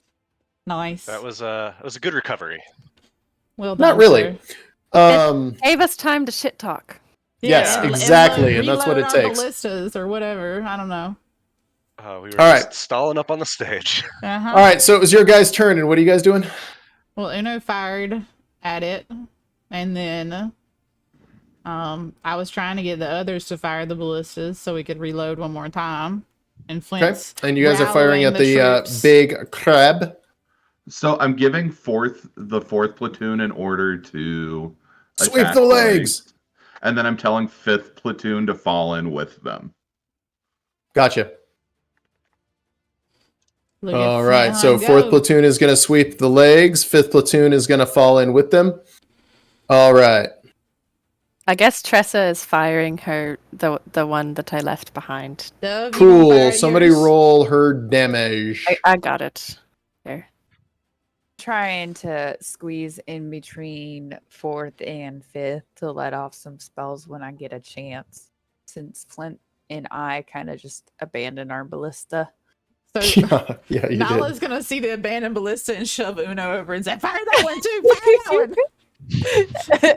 I don't think it was double ever loading. reloaded. Yeah, double like carrying the ballistas up to load again on both of them. Nala, you can just stand here and fire them if you really want to. It's fun. Let me have my fun, Court. Giant arrow I'm not- flinging at the monsters. You're welcome to. You can stay and fire ballista. It's fine. Yeah, I think you and Trissa might be best here firing ballistas. We're going to just pew with the fire. You gonna leave Okay. me? So who's Bad form, pew-pewing what? As it is now your guys' attack turn? No, You haven't- we just finished our attack turn. Okay, Yeah, cool. I'm just reloading. That was a reload. All right, I'm back. You hear some heavy swearing from the cannons as they're trying to fire these cannons, but the cannons are too waterlogged to fire at all. The Crichtons then divert attack, and you hear screaming from the cannon team as they've presented themselves as a soft target. There's a brief wave of people swarming over them, and there's a small explosion seen over there as it seems Deadeye has detonated himself, as well as some of the still good gunpowder, taking down a good portion of the Crichtons. I was just laughing at how it Brutal. says instant death. Like 6 of them, they're unarmored, and they were not firing their weapons. The cannon team has been completely overwhelmed in the chaos. The Axemen wheel trying to protect them and themselves. But with that, the Crichton number 2s are going to attack the dwarf platoon, and they have done extreme damage to the first platoon. Without their rifles and with only axes, the dwarves are not doing well against the Crichtons.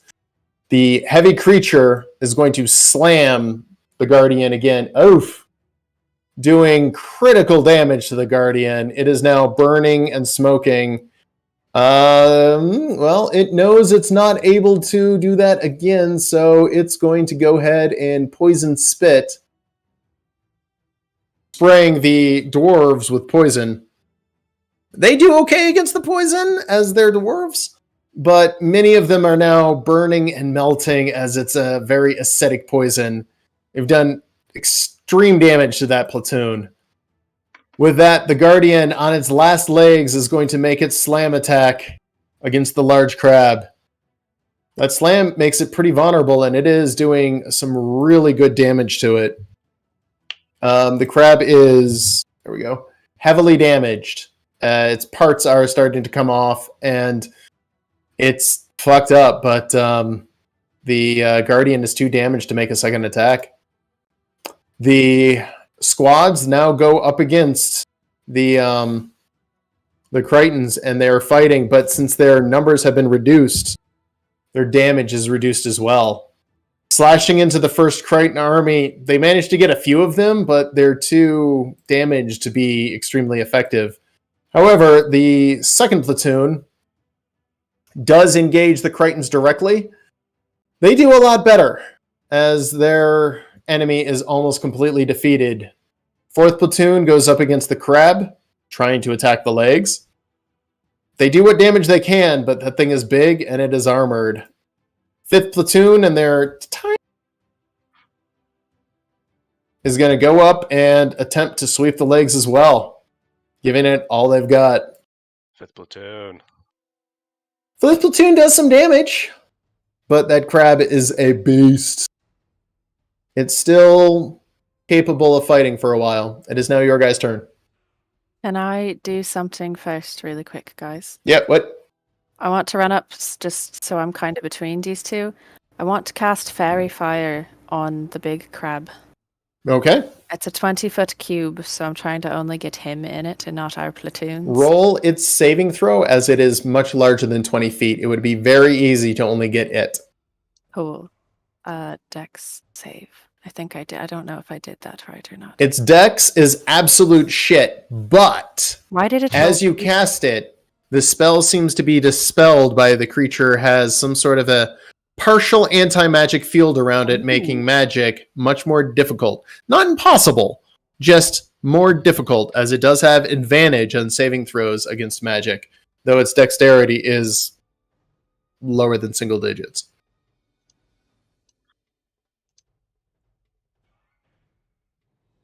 Okay. That'll be your action. What else do you guys want to do? Well, Trissa and I would love to fire bolts back here, but I don't know if I loaded it properly or if she loaded it properly. All right. So, Trissa You got a 14. loaded the shit out of it. So, yeah, go ahead. Fire bolts. I don't have the thing to fire the bolts on my... I'm going to add you the thing to fire bolts. All right. Item. Meanwhile, Here's my- Uno is gonna. Sorry, Nola, gotta go and step up toward the. Nah, you already been gone. Don't even try that. You've been gone. I know you're gone. In spirit, yes, but Yes, you know, yes. Go ahead and roll the damage. Okay. It's okay. Squad ballista. Wait, hold No, on. you don't have to roll to hit. Okay, It's just sorry, damage. Damage. Yep. And Oh, great shot. Can I roll You again? fire for it Trissa? and it hits the thing directly. And can Trissa fire the other one since we loaded too? Yeah, go ahead and fire again. Oh, she does pretty good too. This crab is now feeling the damage. It is close to dead. All right. Well, we're gonna both be reloading it. Reloading Okay. our ballistas right now. Backs up. I'm That's it. gonna let out another spell if I can. Nat 20 reload. Woo! Sorry. Nice. Yeah, reload the shit out of it. So you got 2 bolts. Yep. I'm not going to make you roll for Trissa. Thank you. We'll be ready Who's, to fire. who's when doing ready. what? I'm It sounds like Dove was trying going. to let out a spell. It does fail its dex save. What spell? Same one. The Scorcher. Yeah, hitting that thing with fire, you boil it internally, and big pieces of crab meat start to explode out of it. After a little while, it explodes from the chest with huge amounts of crab guts. It smells delicious for those of you who eat meat, horrifying for those of you who don't. The only thing it's missing is those little cheese rolls, and you've got your own red lobster for the next week. The thing hits the ground with a heavy thud, and it's at this point that you see that pearlescent giant, I'm talking like 18 inches in diameter, flash from blue to flash several different colors in a rapid succession. And then it turns this almost golden yellowish color as it goes completely still and loses any magic behind it. I get that thing. Yep. Somewhat. I want it. Get I the want it. shiny. Everybody going for the I want shiny. to get the shiny.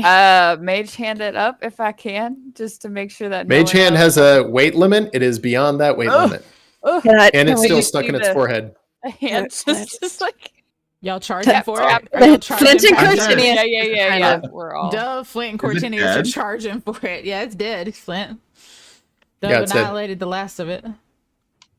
Yeah, we're all just running up to try and like stand on this big giant crab and get the pearlescent The shiny. thing from on top. Oh, I'm gonna try and lead a charge. Oh, you cut Flint, out. your mic Flint. cut out. Oh shoot, sorry guys. So I'm gonna motion go this way, and then try to lead the axeman. And I don't know if the guardian is sentient, but this way. The Guardian is piloted by a dwarf, so it is not sentient. It is not a golem. Okay, yeah, I'm gonna shout forward. Yeah, you guys can do whatever you want. I don't care. Dove and Core Right. are like, fuck. So yeah, as shiny, Flint here we go. leads a charge, Flint, give me an intimidation roll.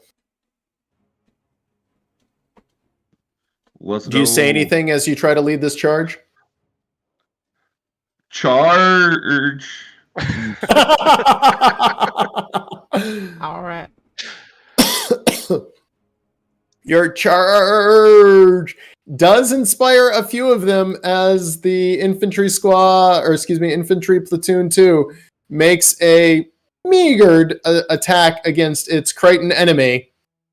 They do okay. Yeah, there's a few of them that rally behind you, and they do pretty good to fuck it up. Several more of the Crichtons go down. There's now only 2 left in that squad, as it has been almost completely eliminated. The Crichton mass now take their turn with the first one that you just charged against. Now very, very, very weak from battle, makes an attack against the dwarves. They do take down a couple of them, but not that many. The Crichton mass number 2, they stop for a second seeing the large creature fall. They instead make a beeline attack using all of their movement, charging for what looks like Uno of all people, completely ignoring their smaller, nearly defeated enemy of X-Men. Guardian, seeing them charge, is going to fire an arrow volley against them.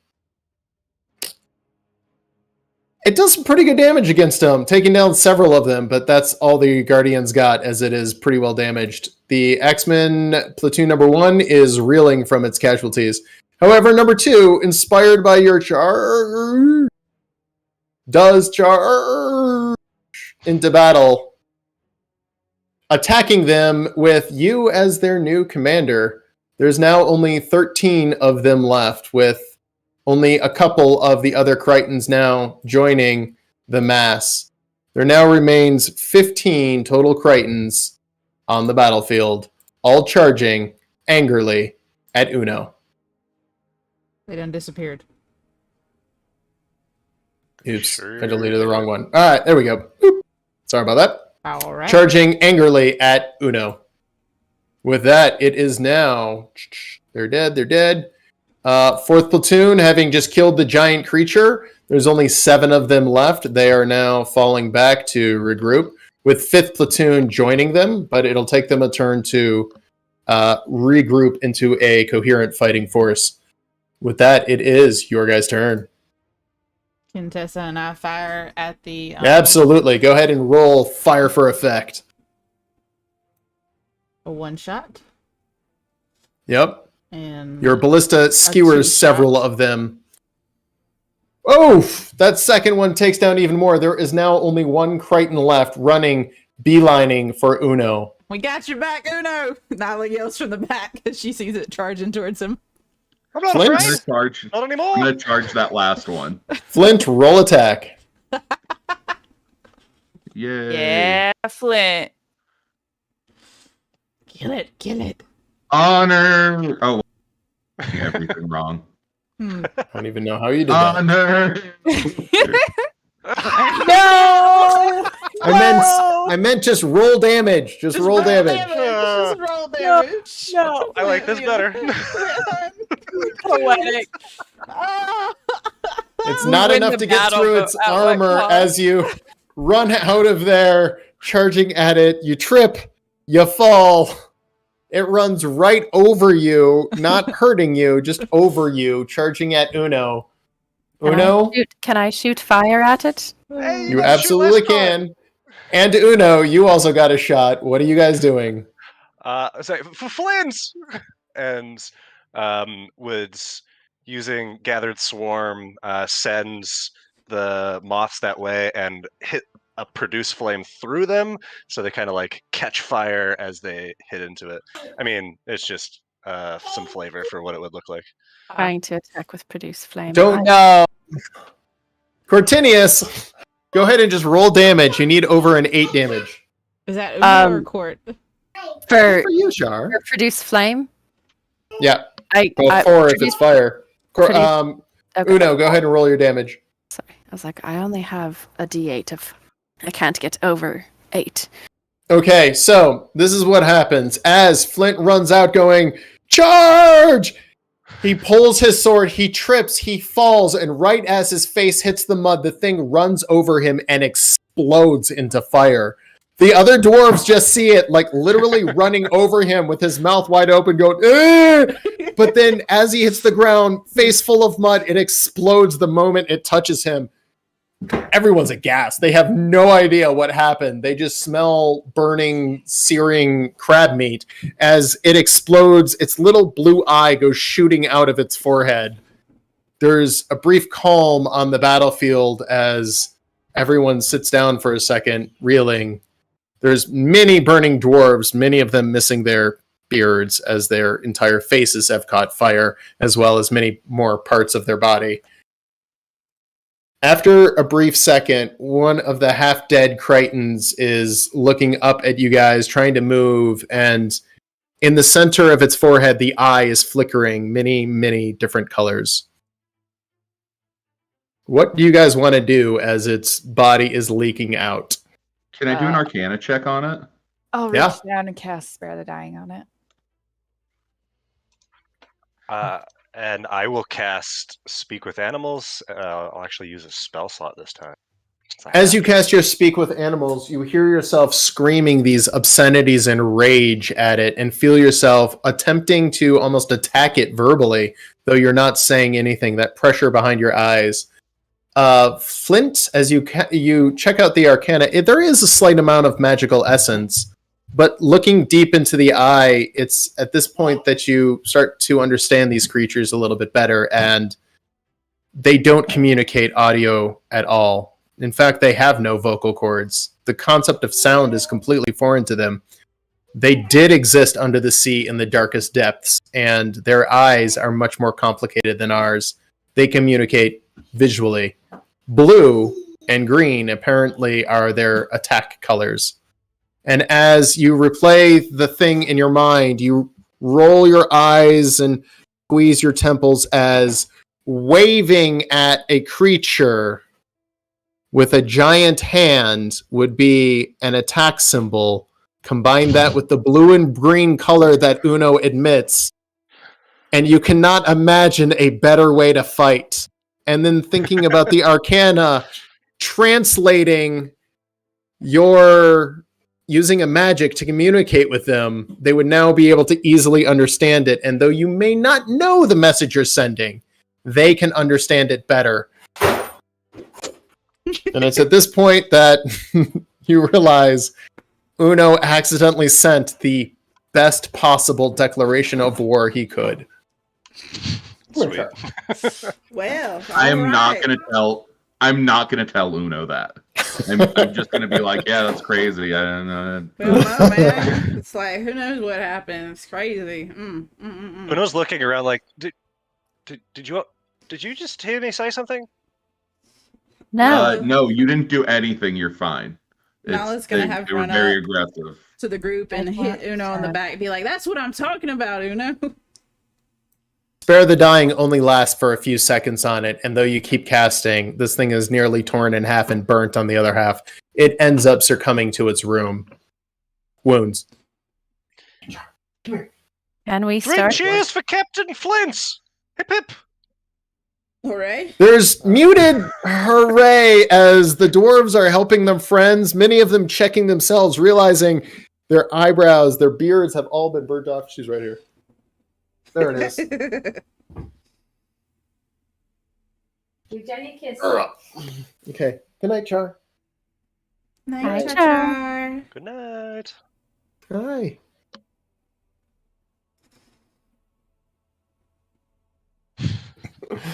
All right. Good night, Char. Here's mommy. Oh, do you love your daddy the most? Who's your favorite? Oh, wow. Come on. Daddy's little Give girl. Daddy a kiss. All right. With that, you guys got a few seconds to figure out this battle. Tell me what you guys are going to do. I will be back in 45 seconds. Let's get that pearlescence thing. And I got a crowbar. Let's dig it out. Crow and Dove are just like, Court and Dove are just so focused. Nala's just Uno's hitting just- Uno on the back like, man, you did an awesome job. That thing just popped. Flint, do you see how well we use those guns, those ballistas? Man, Tress and I took out so many of those. We just left one for you guys to kill. That was great. I just I need to go see if the. Go ahead. wander over. Oh, I was just gonna say, I think Dove and I just kind of wander over, and you see Cartinius look really resigned and disgusted, and start to like helping try and get Dove like pry this thing out of its forehead. As I'm climbing up, I'm looking across the battlefield. Anyone within 120 feet, I'm sending messages. I'm like, your beard looks patchy. You're missing spots. You're going bald. You look thin. Did you see what Flint did? Just basically crapping on anybody who is crappy to him. I love it. And unknown to Uno that you're doing that, Uno is going like dwarf by dwarf. And you were there. You saw how Flint, the Flamehide, did that. And they're getting it in their brains. Just by his skin alone, burst into flames. He is the best of dwarves, the tallest dwarf, the strongest dwarf. The old ways protected him. Oh, his devotion to the All Mother. Nala and Trish have just gone over and like dusting Flint off, trying to get him cleaned up since he fell in the mud. Be like, you did awesome, man. That was great. How you feeling? What did you learn? Guys, I'm still sad. So many dwarves just died. Yeah, and you just showed them the old ways are the best ways, man. This isn't what the mother and the father would want. They don't want this. This is bad. Flint, Cortenius kind of looks the same. You like can't always get what you want. I mean, they made their choice to engage in this battle. Sometimes you just get what you need. I mean, you were kind of forced Sorry into about that. it in the first Dove place. takes a level in Bard. Yeah. Flint, to be clear, none of us wanted any part of this. We just wanted to support you. So we feel the shit with you. But we support you. And holy hell, man, that was you were so inspiring. Was I? I don't know. Like they just needed to do stuff, and Yeah, but they listened to you. They listened to you. Own up to it, Flint. I mean, I'm pretty sure we wouldn't have won if you hadn't tried to rally some of them. They tried to run away. I thought about running away. One of the dwarves goes up to you and goes, "How did you explode that last one? Should we call you the Crichton Exploder?" Nah, that sounds stupid. No, he's Flamehide. Touch him and Flamehide. you burn. Yeah. Flint Flamehide. Is that why they call you Flint? Because everything just burns around you. Has devotion to the mother. And the father. She protected her devotees. The mother and the father protected Flint in battle and his companions, and we were all very successful in doing what we set out to do. Flint, is there a brother and a sister? A son and daughter? well, we're all brothers, and all dwarves are sons and daughters, and they're Right. Well, brothers and sisters. but you're like the oldest son. You're like the best of the sons. I mean, he's got to be the best of the best. He's the favorite. Yeah, he's the favored. Favored of the mother and the father. Yes. You guys are giving me so many titles. It's hilarious. I mean, we've latched on to shit talking. we haven't given you. We've given you nothing. You've earned them. Oh yeah, just by your actions alone here today. How long does it take us to pry the shiny out of the giant crab? It's shiny. Well, considering a couple of dwarves help you, not that long, and then there's a brief argument over who gets to have it. When one of the dwarves is like, "Actually, wait, didn't that one kill it?" and points to you, Dove. Yeah, I'll pop a little flame in my hand and be like, yeah. I think it's ours. There's just Cortenius is standing next to Dove and his hands both like tossing produce flame back and forth between them. The other dwarves are collecting the pearlescence from the other Crichtons laying around, and it's not long before most of their gems and pearls have been pulled. All right. Well, this was a terrible, awful thing that succeeded in showing the value of the old ways. Where are we doing next? Yeah, can I look around for the what do they call them? The guys who were watching Flint, hoping he would fail. The Are bureaucrat? they the observer, the bureaucrat? Oh, as soon as things went bad, they fucked off. Yeah. I figured. Yeah, Cowards. they're running halfway down the road with the remnants of the 5th platoon that also escaped, and several of the other dwarves who went Trackstar. Oh, is the commander still alive? Yeah. Oh no, he did. Oh, he dead? He was engulfed Oh. when he was right next to third platoon when it went up. Anyway, Am I the ranking officer then? No, that would be the scout commander. oh, Oh, the one Can we I, met? Yes. The good one. Oh, the nice Our, one. where our, is he? Is that One Eye? Nope. Oh, No, One One Eye Eye was with the One Eye cannons. blew up. One Eye's dead. blew up. Wait, who's the scout commander? Maximus. Oh yeah, the guy that he fought and The lost it. very first guy we met, right? First Nope, guy you the guys second- met. Yep. First guy. That came up on the Sorry, Yeah. there's so many dwarves to keep straight. Yeah, they all look and sound alike. There were No, three they of don't. them. They don't. Let's not go down that road. The name's There is Maximus running around the battlefield, slowly collecting dwarves and wounded, and trying to recover equipment. And after a short time, he does come up to you, Flint, kind of rubbing his head. Half of his beard on one side, about a third of it, is burnt off. Not a lot of skin showing, but it's definitely a lot shorter. Nice beard. But some of the other dwarves have been burned so badly that it probably will not grow back correctly. shame. Can Hey, how are you doing? Is everything okay? Well, we have at least 86 fatalities, so no, I wouldn't say that's okay. We lost a commander. Our guardian is shot to shit, and yeah, we did a great job of embarrassing ourselves. One of our cannons practically exploded, blowing a couple of people's hands off, and yeah, we're in near full retreat. Had it not been for you rallying the troops, we would have fallen back to the tomb and had to make a stand there, which would have been, well, could have been worse. Nice job. Oh, well. Glad to help, I guess. Yeah. I'll make sure those posters of you get taken down on the way back to way back. You guys have a chaplain or any like clerics or anything to like consecrate this ground? What are Cleric. You're a cleric? I'm a cleric. I thought I you were a get- dwarf. I don't even know what you are. We're all dwarves, right? I I don't can do know. a prayer. Yeah. Can you consecrate this ground, please? I can't do that, but I could definitely do a prayer. Sure. Counts. It'll work. It's better than whatever we have. We just need to say something for these. Yeah, you go do that. I'm gonna focus on the living. My job is to keep as many of them as live as possible and get whatever equipment we can recover back. We've got one cannon that's half broken, one cannon that is waterlogged. All of our powder has either exploded or become worthless. You got 3 ballistas still good over here. The prayer I do will be a prayer of healing, and it will grab whoever I can with it. And it does heal several of the dwarves who are injured.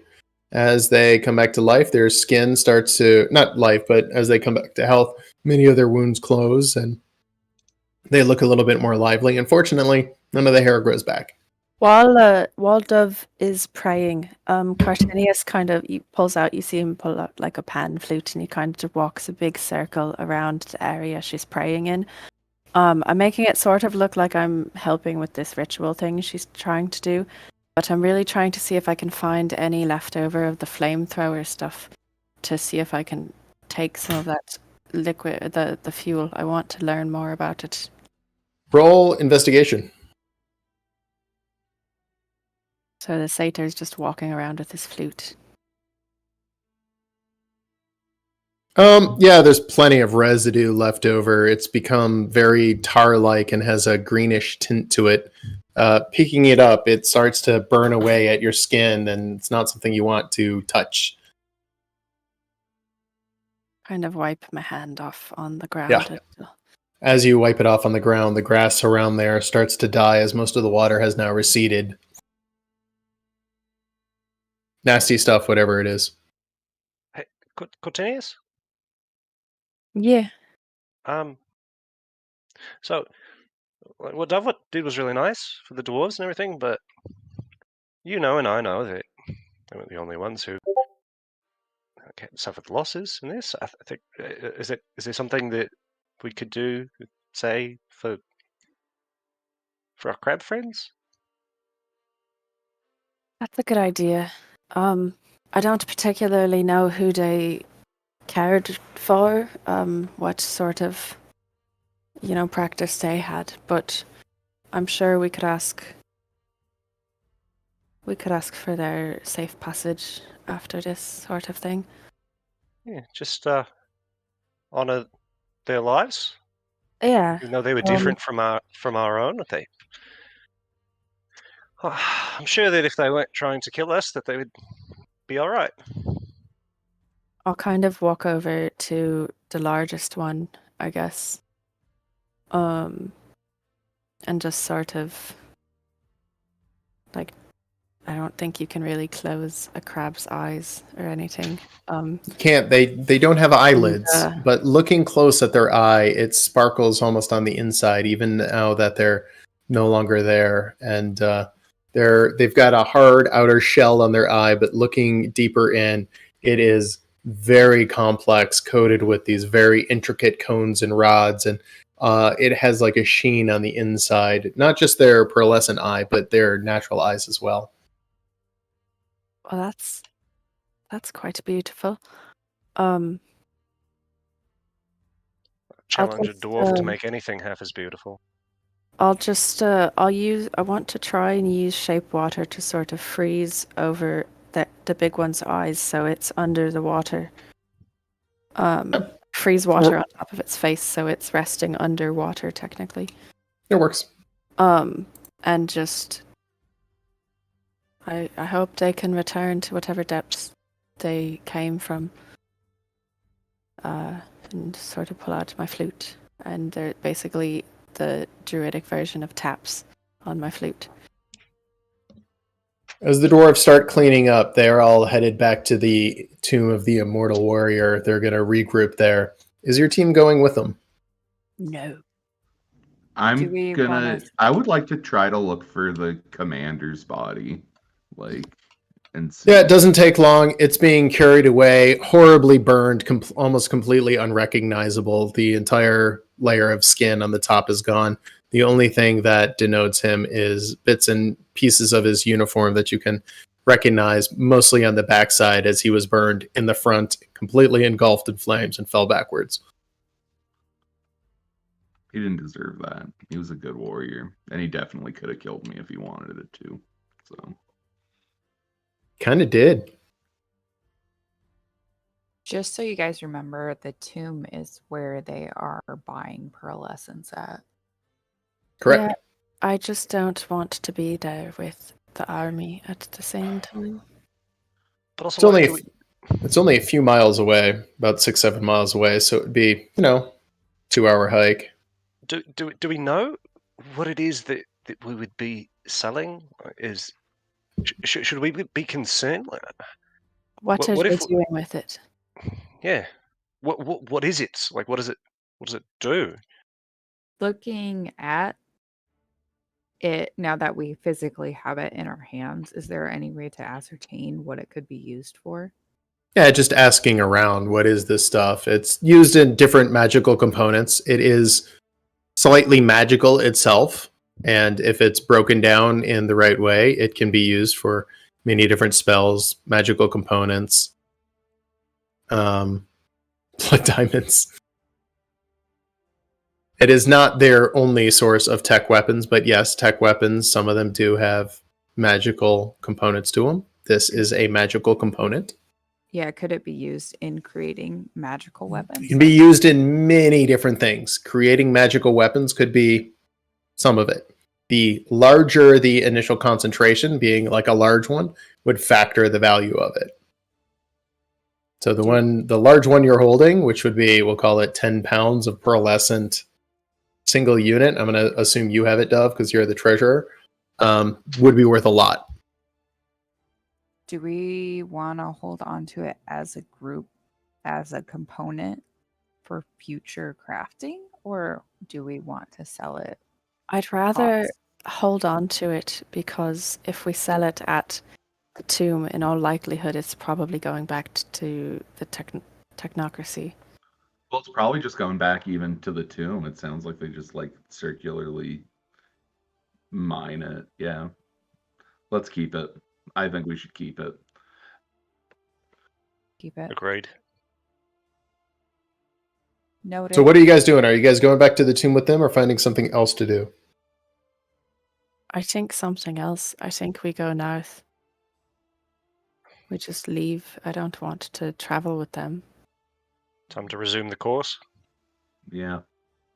We've cleared your name a little bit, Flint, at least now. We can go through the Dwarven land. Yeah. Did you guys ever play Final Fantasy X? Yep. It feels like that like middle point in Final Fantasy X. I haven't played Final Fantasy X. I don't get that. I don't know which specific point you're talking about, but There's actually legitimately like a battle where they use like forbidden Machina. Yeah. the battle against sin. Yeah. But sorry, it's just So we're still trying to go north, right? yeah. Let's go Yeah. north. I think. I mean, your name's cleared now. Yeah. I guess. I'm sorry. It's been a difficult couple of days. Can someone remind me what? I know that we need more information on what happens in the Tabasco, but what is that? Is that what we're hoping to find in the Dwarven lands? Was there something else that I forgot? There's a library there. Oh, library. Yeah. Okay. Yes. Yes. Way north. North of the Dwarflands. We're going to the elf. Can we place. have the map again, Alex? Oh, thanks. This is the map as you guys have seen it. You are here. Before we get ready to leave, could I pull Maximus aside? Mm-hmm. Yeah. And ask if he wouldn't mind writing A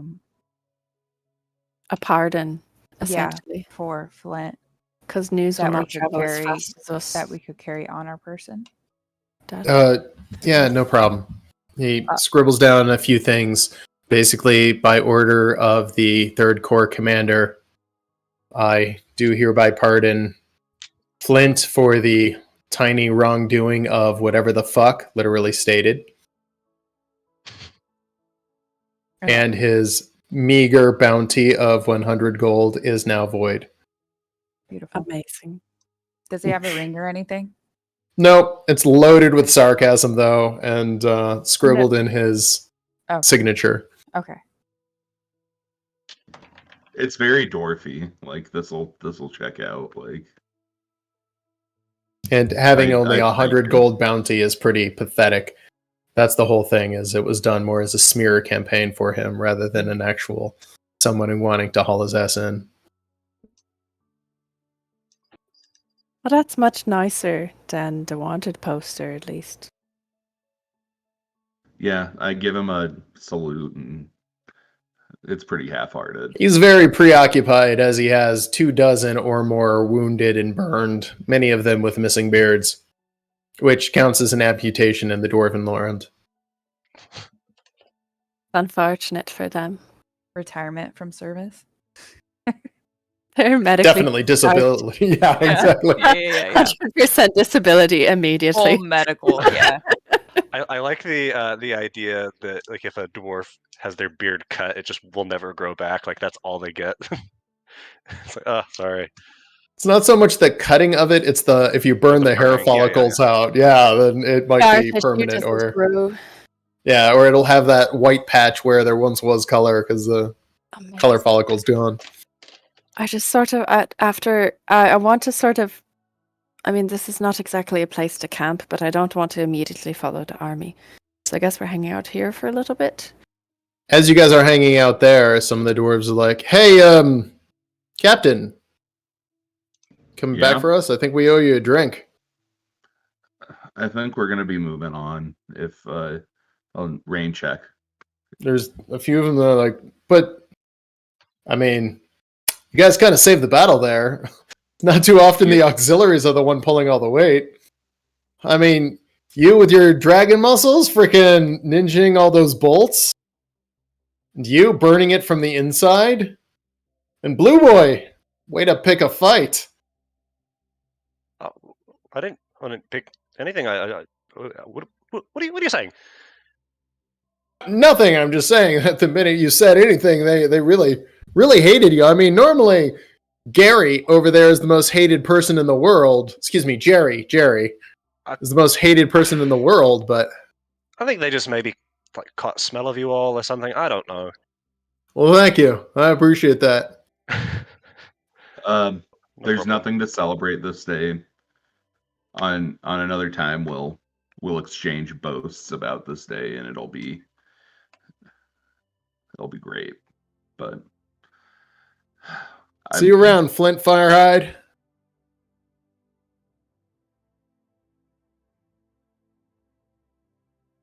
They head off in the other direction.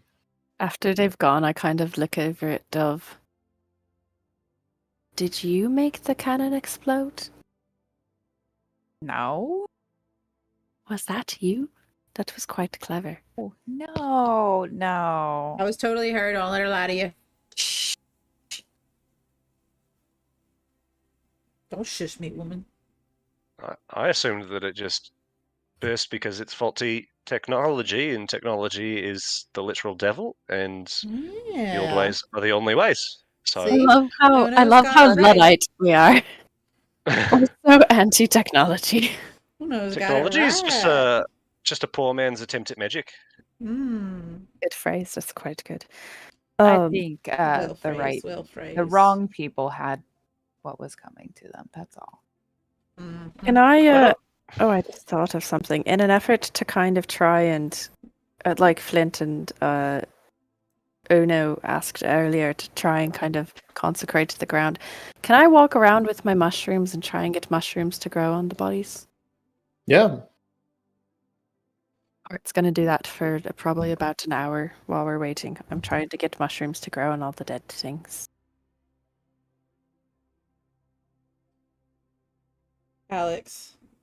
Yep. How tough were the Creighton's outer shells? Like the Fairly tough. I was wondering if Nala was making some armor. Yeah, you guys have been doing your own thing. I've been quiet. I wasn't gonna interrupt There's anybody. that big one. Yeah, I can Nala go around and start scavenging and collecting certain parts. Yeah. There's plenty to go around. Exactly. You could make yourself a great crab armor. Now I'm getting Monster Hunter vibes. Exactly. He's gonna end up with some really awesome like claw pauldrons or something. Exactly. Gonna acquire one of the big ones, make a shield or two, and yeah. And if you're meat eaters, there's plenty to eat. Though the stuff covered in the flamethrower residue, it doesn't taste right at all, and has that acrid, acidic-y taste to it, almost like your body is eating poison, or it tastes like as bad as mustard or cilantro.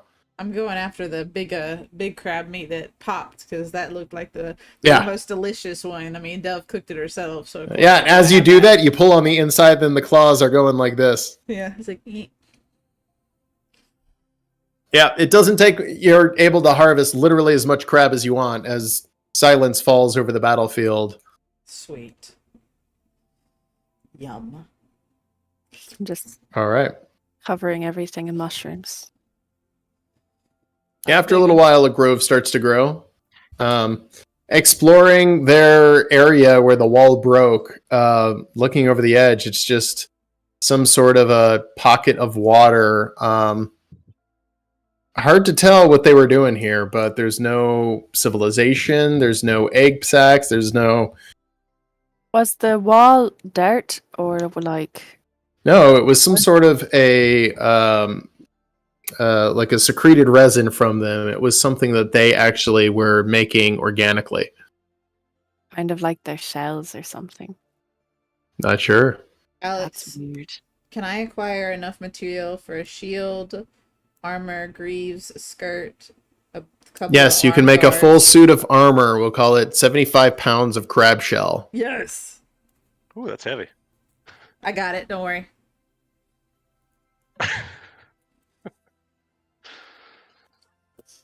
And then can I Cartinius kick is another no 10 longer pounds of meat and make it 85? Sure. Yeah. Cartinius is now no encumbered? longer willing to walk next to Nala directly. She's literally eating the dead. Yeah. Double Yeah. Well, I'm a snacking as well. That dragonborn. sounds good. Oh gosh. I eat a lot of meat. I want to Yeah. see Deal is with the it. water salt water? Oh yeah, Okay. definitely salt water. Are we staying here? Like, y'all, what are we doing? Because we're staying here. I'm gonna start working on something. How is it salt water this far inward? It's really far inland for salt water. Cortinius is like just puzzled over this and trying his best to ignore Nala. I'm gonna make a nature check, even though I'm bad at it, because I heard Mhm. you ask that question. Nala just I seeing mean, them yeah, like I'll- not answering. Is like, all right, well, I'm starting work. And she starts. Can I working Doesn't on know making some what salt armor. water is, and so is gonna like dip a pinky and taste it. Tastes like salt water. It is salt water. It's not quite seawater, but it is salt water. And there are salt marshes around here, but yeah, it is very far inland. It's strange that they would be in this far. Very strange. But here they are. And the fact that there's no egg sacs, there's no colony here, it almost seems like a military expeditionary force. Exactly what the dwarves are doing.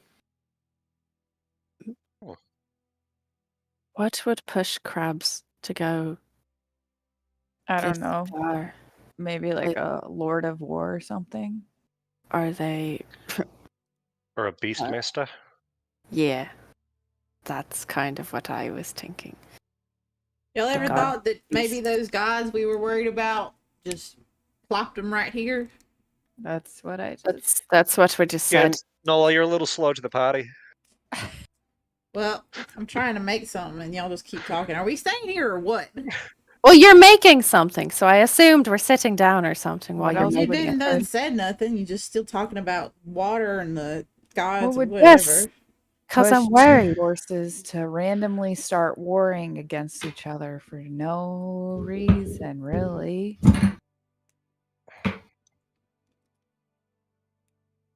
Hey, Flint buddy, Hey, yeah, what's up? do you want a hug? Yeah, Cast really guidance do. on Uno. Give best the hug of your best life. hug. There's not a lot to me, but come on, get in there. Roll for hug. Mm. He stoops down a little bit to hug the dwarf. You get guidance from him. That's That's pretty a darn damn hug. good hug. It's a really good hug. Amazing. Yeah, I'm feeling a little better. I don't want to be speaking out of turn here, but you smell surprisingly really good. Fresh It's out of battle. I shouldn't, so that's great. Thank you. Is this the Amazing. moment? Should we step away? Yeah, Nala and Kart just kind of like go away, like walk away a few feet. We could Nala make this a ain't group moving. hug. Nala ain't moving. She's like focused in on what she's working on. Val you is say- sitting on the ground. When you say the words group hug, you suddenly get a heavy push from your back hip, and it is Boris who is. Boris! Boris, you need a hug too. We Let's all give all Boris a hug hug. Boris.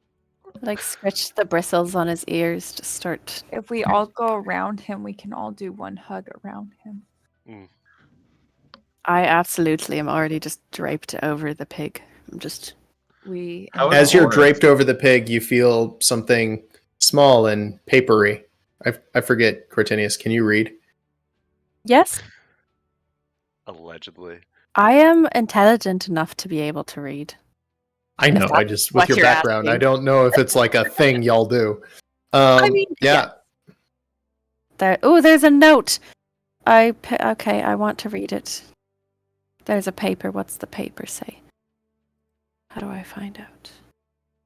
It says something just very simply. It was fun hanging with y'all, but I'm going with them. Laters, Tressa. Tressa. Yeah, Tressa. Tressa. Yeah, that makes. Oh no! Oh no! That's bad. Let her do what she wants. It don't matter. No! You don't understand. That's bad. She was almost in like Tempest, the god of war avatar or whatever, and now she's traveling with the military. You don't think the sudden bouts of rage are not concerning? She was fine earlier. I mean, she helped me load and fire bolts. There weren't like any crazy. Yeah, she was rage in issues. battle. If she does You're have some sort of. overreacting. Okay, fine. Go back to your little arts and crafts. I'm going to talk to these guys, and I walk away from Nala. Cortinius, no need to be rude. Port's always rude to me. You don't understand. That's a really bad thing. If You can't control her. If Tressa she wants to go, she's gonna go. Yeah, I mean, we're not babysitters and we're not slavers, so. Dove, do you understand why this is bad? Yes, but if she goes bad, we can just take care of her, right? So yeah, Okay. now Dove's talking about killing Yes. her. That's even better. We can, but is no one else concerned about the fact that the potential embodiment of a god of war is traveling with a dwarven army? Did you think that maybe she just wanted to get off the battlefield? That like the blood and guts and the exploded people is just too much for her? I mean, we're sitting here talking about this. I'm working through making something. I mean, you think maybe she's kind of just done with it? Wanted to get away from us? Hunt her down, or we weren't can very go try nice to to find an answer to all of this. There's a heavy crunching in the background, and looking around very quickly, there's a lizard creature eating one of the crabs, and more lizard people coming out of the swamps, dragging crab bodies and what dwarven parts were left on the battlefield into the water, or just straight up eating them. Ew. All right, we have to find somewhere away from here to camp. I'm Is just it going to walk. feasible to go? Like, do we need to go back towards the crossroads to get north? We need to head north, and Yeah, we're north of the tomb right now. But I'm asking, like, are we off-roading, or are we like? Is there? There's no road from the tomb going north, is there? There's only a road going west. Yes, there's only west and then north. So if you guys want to go north, you're going through the woods, or try something else. Or we go back to the tomb, follow the road back to the crosswalk, That's and correct. then we go up north. I'm down to just go straight through the woods at this point. Well, I have y'all no are so problem worried with about Tressa. I mean, maybe we should go back and make sure she's good with them. What I think is that if we pursue Tressa, then we're giving up the opportunity to get ahead, go to this library and try and figure this out. And I think the more that we badger her, the more likely it is that we push her toward doing exactly what we don't want her to do. So we can double back, but I side with you, Dove. I think we continue north. Let's go through. I'm like Cartenius is fully happy to go through the woods off-roading. plus maybe we'll go see some snow. That's right, snow. Flint, describe it. What does it feel like again? It's cold and wet. Okay. So it's like water? It's like water, but colder. Flint, how do you feel about going home? Well, now my bounty's cleared, so it should be fine.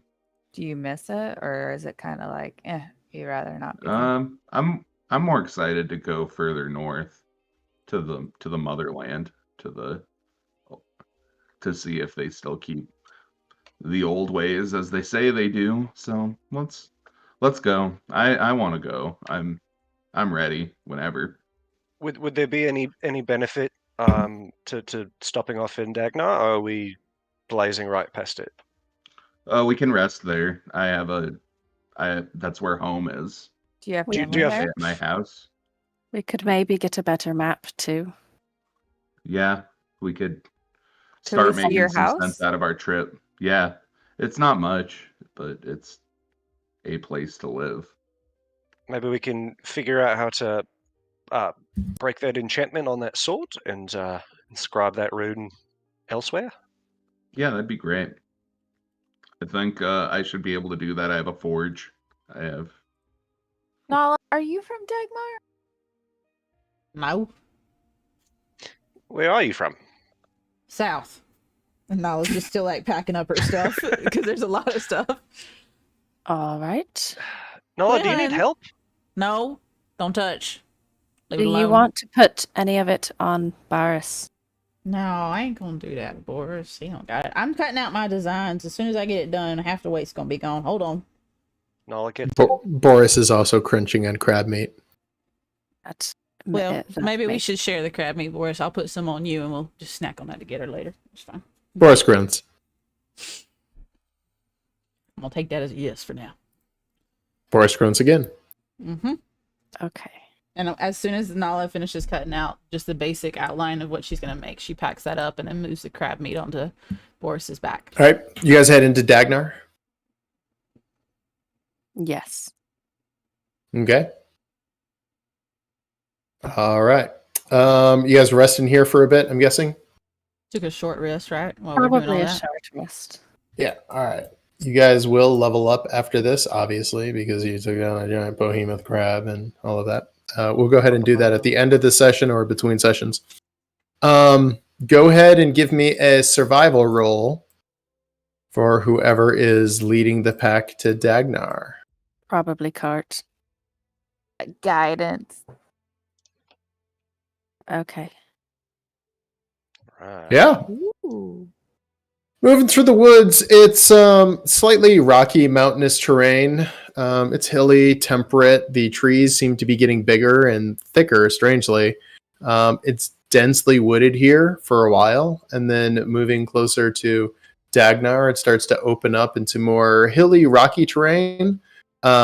Soil stops being as lush. The trees start to get smaller. There's less moss, and it becomes a very dry, temperate forest. You feel yourself going up in elevation, but it's not like Colorado level. It's only a few thousand feet. Before we leave the more wooded area, Court would sort of try to scavenge some like edible berries and such. Yeah, you're able to scavenge them just fine. But the further north you go, the less vegetation you're seeing, and it starts to become a more hostile kind of terrain. I have the Wanderer feature, so I'm good at finding food and game. Court, you don't happen to have any of them dank berries left, do you? Oh, I can do that. If Oh It's no, I just thought like if you had okay. one on hand or something. But they disappear after a day, so I'd have to make them Disappear? again. Yeah, they only last for 24 hours, but Oh, I alright. can make like 10 of them, and then you can eat like one and then eat one like as soon as you wake up the next day, kind of thing. that sounds ideal. But I mean, I'd kind of rather save that. We can just eat these, and Well, I yeah, start yeah, pulling yeah. out No, like it's- the scavenged food that I've found. I'm like, I have a little feast here going. Court's been snacking this whole time. It's all vegetarian as Nala's crab starts to go rancid as it is unrefrigerated. Now, it doesn't seem to bother her, but the smell starts to get stronger. I mean, Boris and I are just gonna be still eating it probably. Have Yeah, we had she's smelling less Red Lobster and more Long John Silver's. we had a short rest before we headed out. Are we traveling for over a day? Yeah, Okay, so I can change. you out guys can long rest spells. if you need to. I just want to swap spells. Oh yeah. must be nice. Wow. All right, somebody give me a survival. Hang on. I'm sorry. I'm making spells lists. Okay.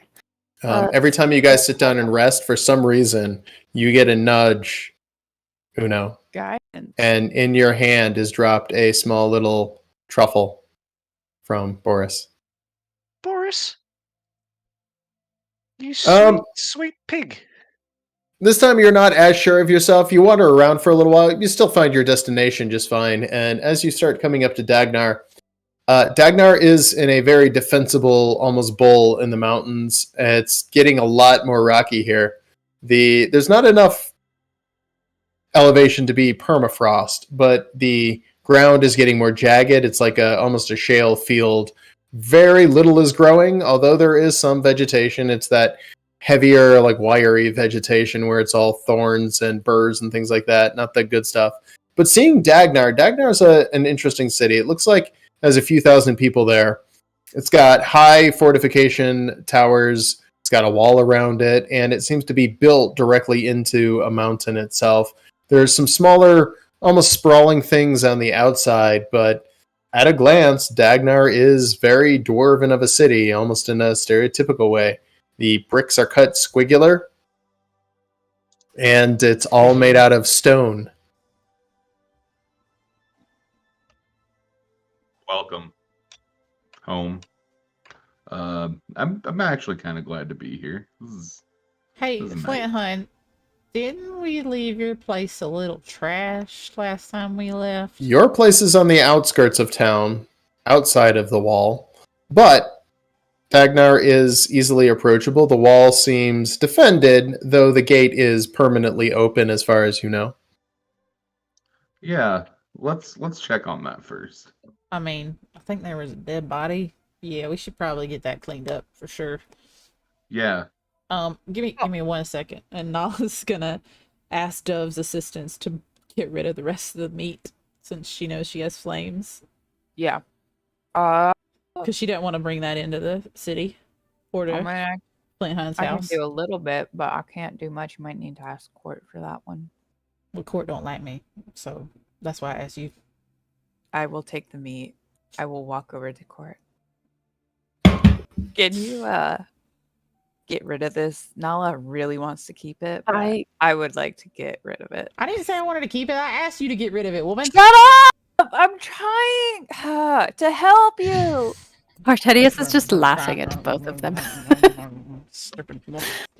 I sort of look over at Uno. I'm like, do you want to help me set this on fire? And I just start producing flame on it. Yeah, it's Burning like it? almost Just basically burning it up to get rid of Or it. consecrating it.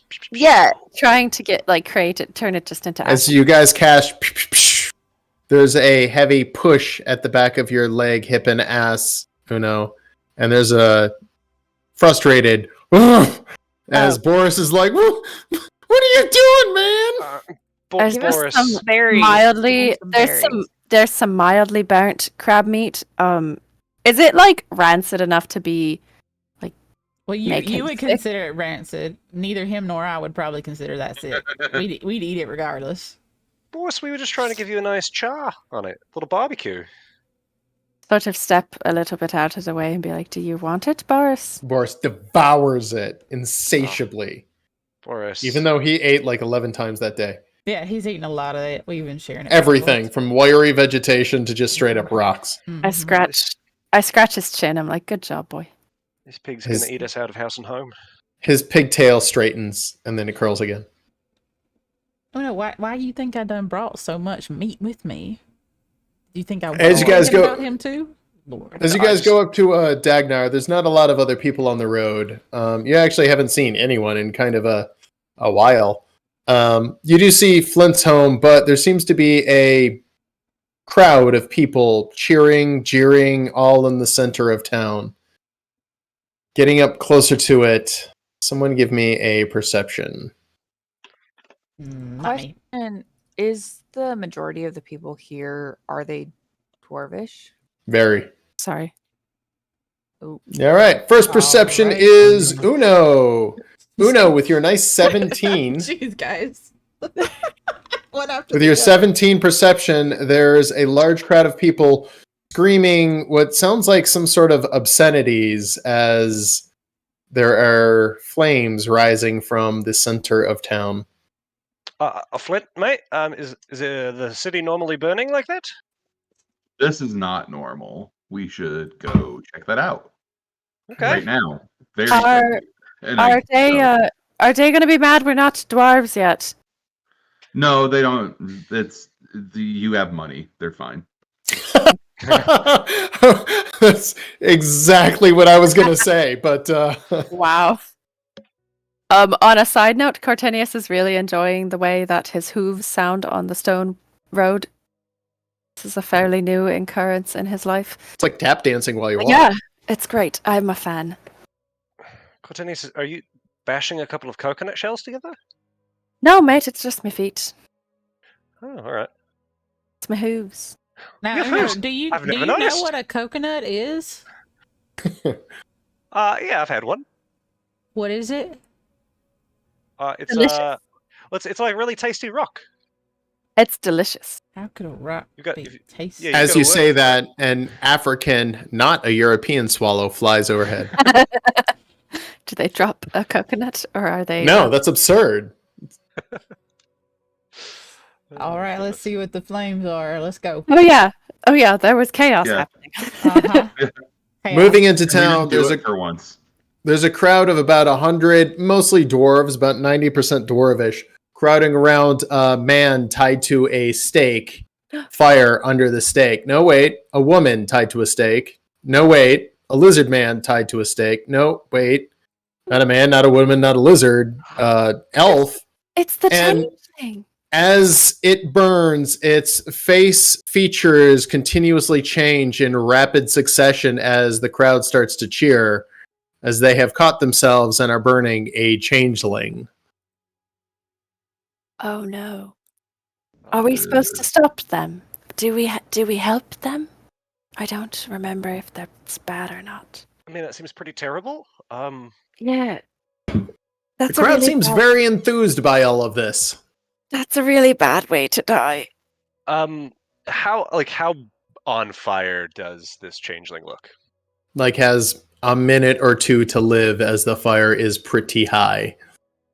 Uno Con- would, as surreptitiously as possible, draw an arrow Okay? and looks to Flint and says, "Can I?" I'm not your mom. Let's it fly. To Okay. let this changeling out of its misery. As the arrow hits the changeling, the crowd explodes with "Wow!" as they have just killed a changeling. The entire crowd is elated by this. And as they kind of look at where the arrow comes from, you just hear, wait! That's them! And they all start crowding around you guys very excitedly. And they're like, wait, this is Thinbeard. And they're like, no, that's not Thinbeard anymore. Haven't you heard? His name is the Fire Dwarf. And it's like, no, it's Fireskin. No, it's Firehide. No, wait, this is the one that explodes people. Holding up your hand, Uno. This one exploded a giant crab by looking at it and shooting blue out of his eyes. I'm like, wait, no, the dragon ate a crab. No, wait. And you can tell their stories have been completely bastardized by whatever. But they know that you guys were at the battle that they now call the Battle of the Burning Beards. Mhm. Cartenius is just so uncomfortable in the middle. Yeah, they're like touching your horns. We're like, is it true you skewered a crab with these? Is they're like kind of like, touristy, like grabbing stuff, not really understanding how in your bubble they're being. And they're like, whoa, you're the one that ate the giant crab. Is it true you crawled inside it and ate its heart out? Talking to you, Nala. With that, one of them is like, no, I hear this one touching you from the back, Dove, and like raising up your hand. This one exploded it from the inside. And I heard this one was throwing bolts instead of using the ballista, holding your hand up, Uno. I just want to say everything you've heard is true. The whole place just erupts in laughter and cheers as you guys are now local heroes. And they're all like, come over here, let's go drink together. Let's go drink together. 3 drinks. Let's go. So Flint, where's the house again? I'm getting a little lost. There's too many people. Yeah, it's over there as we're getting like swept away in the crowd. Like, no, we're past. Yeah, as they pretty much march all 5 of you guys into a bar. Drinks are poured and slid to you, no charge, of course, as people are practically force-feeding you alcohol. And someone else is like, yeah, it's just so amazing. You guys show up, you help save the day, and then we catch a changeling. It's just, Ah, it's such a good time to be alive. Cheers! Nala says, trying to get everybody screaming. Skull! Martinius starts relaxing a little bit the more he drinks. Yeah, it So doesn't take probably- long. This is dwarven mead, and it's very strong, or bee vomit beer, as they call it. Nala is gonna have sat down at a table and start going shot to shot with some of the people that were cheering. Just because, you know, she can tolerate a lot of Roll alcohol. Constitution with the. Oh, you're kidding me. It takes a little while, but there's a lot of them, and you seem to be challenging them all individually instead of as a group. And after a little while, Nala is a 300-pound drunk dragon. Having a good time, everybody. What's everyone else doing as people are buying you guys drinks? So I'm Una gonna would try be- and get in the spirit. Like I'm gonna try and I'm still not thrilled. I'm still having a rough time. There's people crowding around you, Flint, and there's some people putting their hands on their back and like, I hear you proved the technocracy wrong. That you, with a single ballista, did more than they could with a guardian, 5 cannons, and 200 soldiers.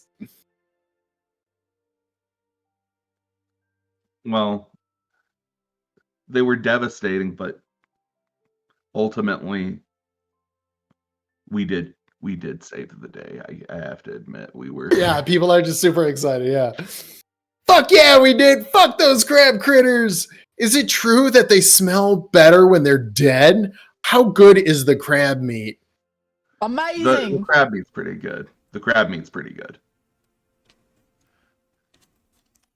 I start drinking and I try to get everyone having a better time. I'm having a good time, guys. Really good time. We're having fun. Yeah. You One sound or two of the so people happy there. do come up to you and go, yeah, the whole rune casting thing. Can you teach anybody, or do you have to be a noble birth to do that? I'm not of noble birth. Anyone can learn how through. And everyone's like, what? I thought you were of noble birth. You did all this on your own? And there's like whispers kind of going through the crowd of like, oh my God, I don't have a last name. Mhm. Like what do you think I am? We thought you were, like descendant of a king or something. No. What? That's crazy. You God, you you did literally it on just its have to own. like try. You have to just like smith and learn the runes and Can you teach it's us? probably good. Yeah. Yeah, I definitely can do that. It's like I can swing a hammer and I can break the shit out of some rocks and some crabs too. I don't care what anyone said. I wasn't scared. I was going to join the army, but then some other stuff happened and like my brother joined and he said it wasn't that great. So I was gonna do it. I just didn't. Well, you can definitely learn how to forge runes. It's not hard. It's not that hard. Do you have to learn how to read? Yes. Okay, first step, everybody. We got to learn to read. And the whole crowd is like, yeah, we're going to go to the library. We're going to hire a tutor. We're going to sit down. We're going to practice like 10, 12 hours a day. We're going to learn to read as a group. And some people are like, reading's not that hard. But some people are like, yeah, we're going to learn this whole reading stuff. It's going to be amazing. It's going to be awesome. We're going to take it all the way.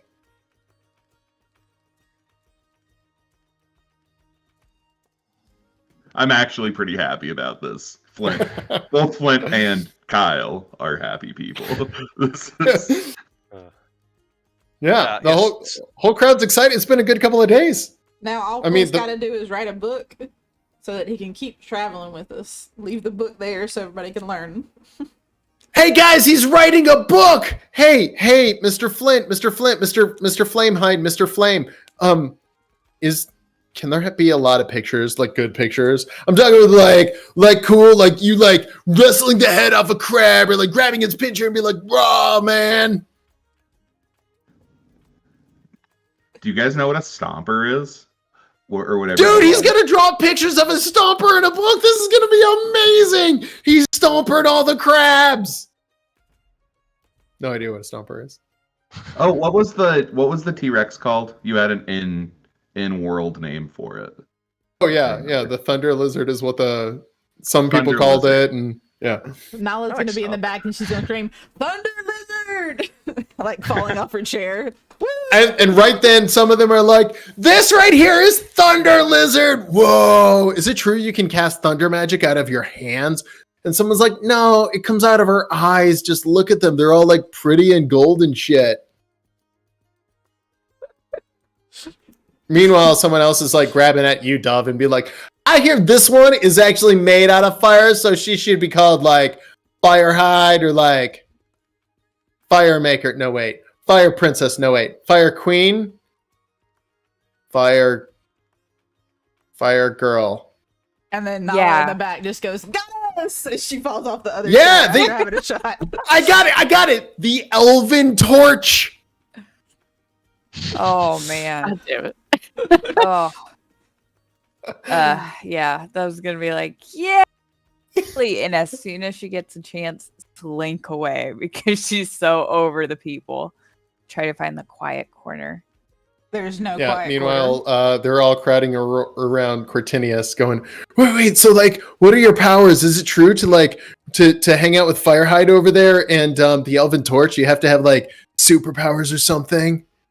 What are yours? Can your horns like? Can you like? Did you like skewer a crab with them?" Cartinius is a bit drunk already because he just quickly tried to get several drinks to get away from the crowd.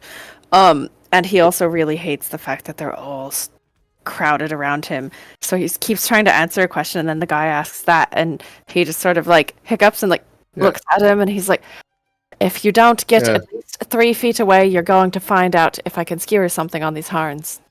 Yeah, you learn 3 things immediately. 1, dwarves have no personal concept of personal space. 2, you find yourself talking directly to their beard, and you're a little drunk, so you also realize that dwarves have no personal space.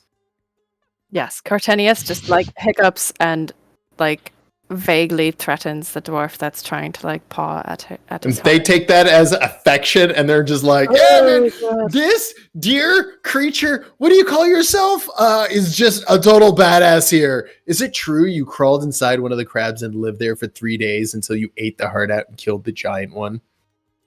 No, how long do you think we were I there? told you it was only 2 days. Yo me a Oh beer. my god, I like start looking for Uno, trying to get like away from this crowd. Meanwhile, they're all crowding around Uno, trying to do moth shots, catch a moth in the beer, and then shoot it as they are just drunk as fuck now. Yeah, I'm telling you, you're not gonna get it the first time. It's really difficult, but when you do, it's so satisfying. And Uno having tons of like misgivings earlier on, all those are kind of dissipating as he just has never really had any attention like this and is loving it. So wait, what's your power? If she's the Elven Torch and he's Firehide and she's Antler Creature and that one's a lizard black animal dragon devastator, And what from do the back, what do he they says, call you? "Dragonborn, don't forget it." Oh, they call me lots of things. They call me Hey You. They call me Little Guy. They call me You with the Moths. You can call me whatever you like. I'm gonna call you He's the flower dwarf. I forgot to say, the I'm a Flower Dwarf. Yep. Wait, you don't look that dwarfy. I mean, That's- It's the It's flower not- part. yeah, I'm a bit flowery. I'm a bit dwarfy. It's the best of both worlds. My beard should be coming in any day now. Oh, and one of them puts his hand around your shoulder. I hear after that battle, ain't nobody had beards. Is it true that when they all lost the battle, they shaved their beards off out of shame? Well, some of them, yes. Others, they had the crabs snip them right off. Others, they spontaneously fell out because they were so shameful. You're right. And suddenly he goes to buy somebody a beard.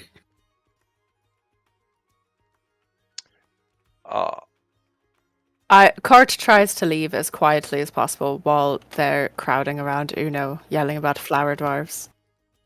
Cortinius, he's able to slink out of the crowd pretty easily as there's so much commotion going on.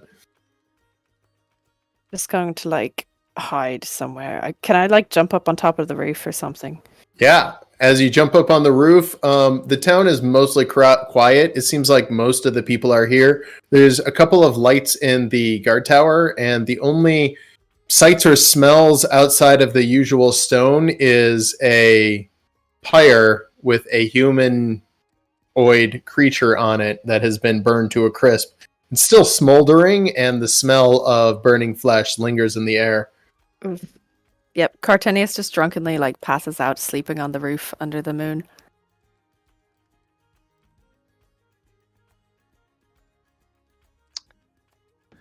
That sounds kind of nice at this point, but Yeah. Flute, do you have space for all of us, or we find a room and make friends and have them take us? I Always just sleeping wanna outside. go to sleep now. Yeah, suddenly several what seemed like men at first, but then you realize after you look past that incredibly thick beard, women invite you to their room. Uno. Oh, I'm sorry. I appreciate the offer, but I don't think you would enjoy my company, if you know what I mean. And they say something to the effect of, it's not about enjoying yours, it's about you enjoying ours. And they give you a heavy, double-eyed wink. Uno blinks slowly back at them. They take that as a sign of affection, and you can tell there's a little blush behind that thick bushy of hair. Yeah, Uno doesn't pick up on it. Can Nala drunkenly stumble over to Flint and be like, I'm ready to go home? yeah, let's. She just like is like holding herself up on the table, like she's actually like half on the floor, but like she thinks she's like standing up. As you're doing that, suddenly the world shifts, and you're holding yourself at a beginning. The world shifts, and before you realize it, you're face to face with the bartender as you've slowly been accidentally pushing the table back, as it was not bolted to the wall. So I'm gonna throw Nala in a fireman's carry. Exactly the. By the way, my head is now hitting the floor, so it's just Yeah.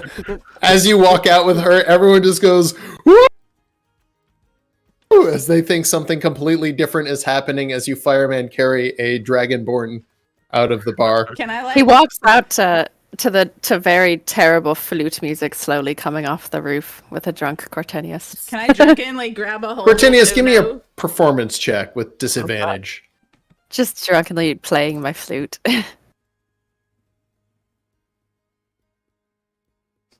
Yeah, no, it sucks. Oh, Can I dude, have? that's It's on like- the map.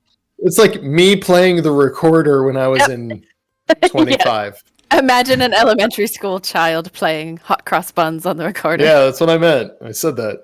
Can Is Nala Dove have, like, around? looked up and grabbed the back of? Where Uno is and Dove start, right like, now dragging as him people are crowding as around she's, Dove like- saying all these amazing things about you? Trying to get out of the way. Try and actually like get either to a dark corner or out of the bar. Yeah, as you I'm- try to go to a dark It's- corner, you get swarmed again because people are really interested by the five of you. I whistle, yell. I like try and get your attention. Yeah. What's up, We're- Flint? We're going. Nala's. And I'm gonna like suddenly kind of Dead. lift up and go, hi. Yeah, all you see is Dragonborn ass as he has her in a fireman's carry while facing you. Yeah, I'll follow them. And then there's another heavy woo as now two girls are leaving with Firehide. Exactly, Uno.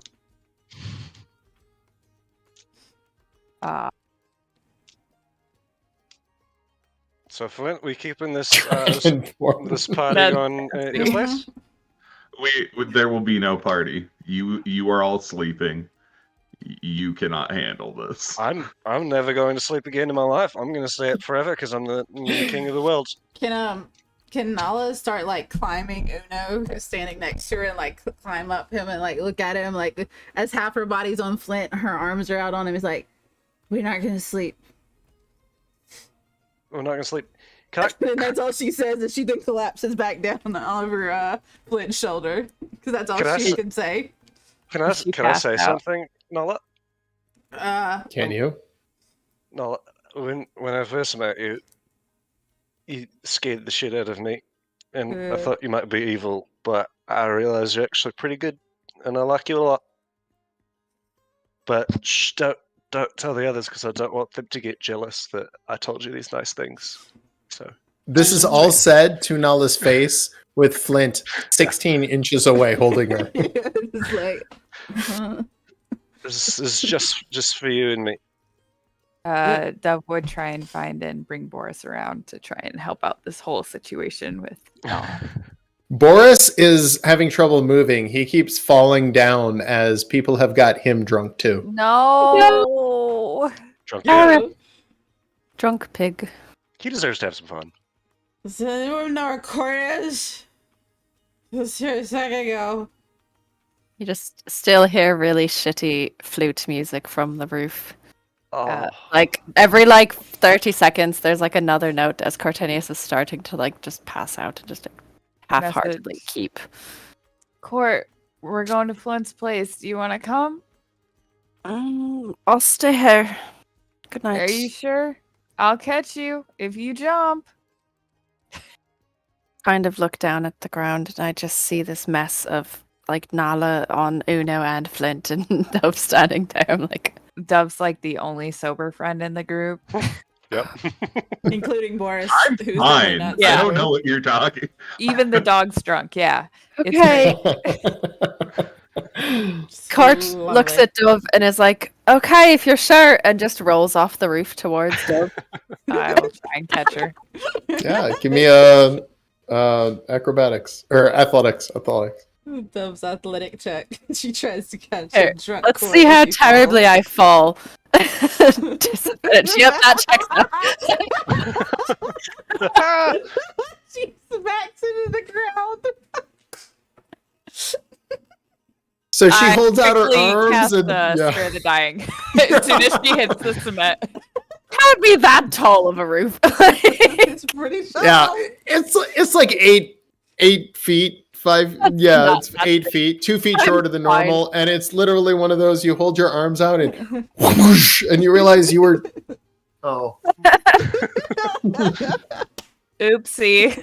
You But no say one any- notices because everyone's plastered. No one Yeah. notices. Yeah. Notice. she hits so hard as she gets up, she lays her head on your shoulder and just goes, "Thank you, nice catch." Guys, I had 2 beers. Why do you keep saying I'm not sober?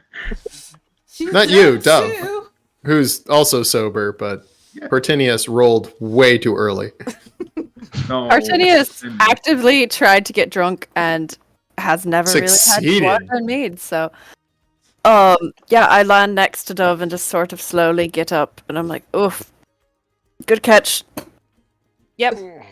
Where's Good the job. Mate, Yeah, stuck the landing. thanks. I thought So- that was brilliant. The 6 of you make it to Flint's house, and as you're about to go in, there's this horrible retching sound, and you realize the pig is sick. You're not sure if it's from the excessive alcohol or the rancid crab, but suddenly the smell of mead, pig bile, and rancid crab fills the air as it did, Aw. unfortunately, about 6 feet from the door. Boris, But no. it's a lot. And then Boris just barrels through the door, finds the most comfortable place in the middle of the floor, lays down, and goes to sleep. Flint, walking into your hovel, strangely, it's relatively cleaned up. There is no body. All of the ransackedness and broken stuff has been either removed or put into a pile. Nothing seems to have been stolen, which is strange. And even your bed, which was slightly damaged by the last ransacking that you saw, is relatively repaired. Somebody took an active interest in fixing this place up. And again, there's no evidence of a body at all. Well, that's weird. Is this not Is your someone house? living there? Flint? Yeah, but it's nicer than I left it. Habeas corpus.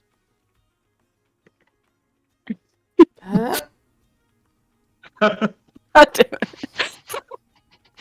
Oh, Drunk Uno is my new favorite character. I'm gonna toss Nala onto the bed, and I'm gonna go find a corner. Thought you were gonna toss. You toss Nala onto the bed, and her snout hits the wall, and her feet come over the edge. Yeah, how big is this house? Yeah, is this like a It's 5x5 small. room? Like what? It's small. Small, but not like micro. He wasn't completely Okay. poor. Not like, We're not- you know, a college student We're not or a having sleep, millennial like, 25-year-old. head to toe. Nala's just gonna like have a squish face against the wall and just be out, like just not even notice that she smacked into the wall. She's just out, asleep. Yeah, there's one other comfortable sleeping place, but there's also Boris. So between all of that, I'm sure the four of you could find at least somewhere semi-comfortable to sleep. Minus one. One of you is probably going to be uncomfortable. Cortinius instantly lays on the floor and he curls up with Boris, just once again sleeping next to the pig. As you sleep next to the pig, you feel this weird, heavy footfall, and then almost like draped over you, almost cuddling you, as Boris's little limp arm just goes, pulls you in a little bit. As everybody's laying down, Dove's going around and just moving people's heads so they don't choke on their vomit, tucking them in. Oh, So Dove is a doing the cleric. Yeah, doing the Dove. whole. Dove, can I have a glass of water? No, shut up. Go to sleep. Harsh, She's a good Mom. friend. Shh, shut up. I love it. Yeah. About 30 minutes into the silence, when Dove thought everybody had finally gone asleep, you hear a really half-hearted flute note start to pick up from the center of the floor as Cortinius is playing. Followed up by Hello.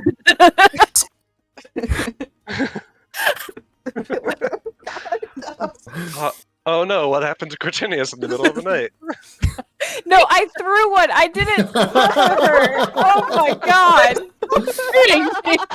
I thought you were smothering me. Oh my God. Threw it across the Boris room. smothered Cortinius. Oh no, what happened? I thought If you Izzy killed died. me. It was Boris all along. Oh dear. Oh dear. Oh, Lord. With that, in your guys' drunken stupor, having survived the battle, you guys fall asleep in the city of Dagnar, where we will pick up next week. We can go ahead and level y'all up now, but this is where we're going to end things for the night. Alrighty, we'll see you guys next time when we're leveled up, sobered up, and taking on the Dwarven City. Everybody say bye. Bye-bye. Bye. See you later.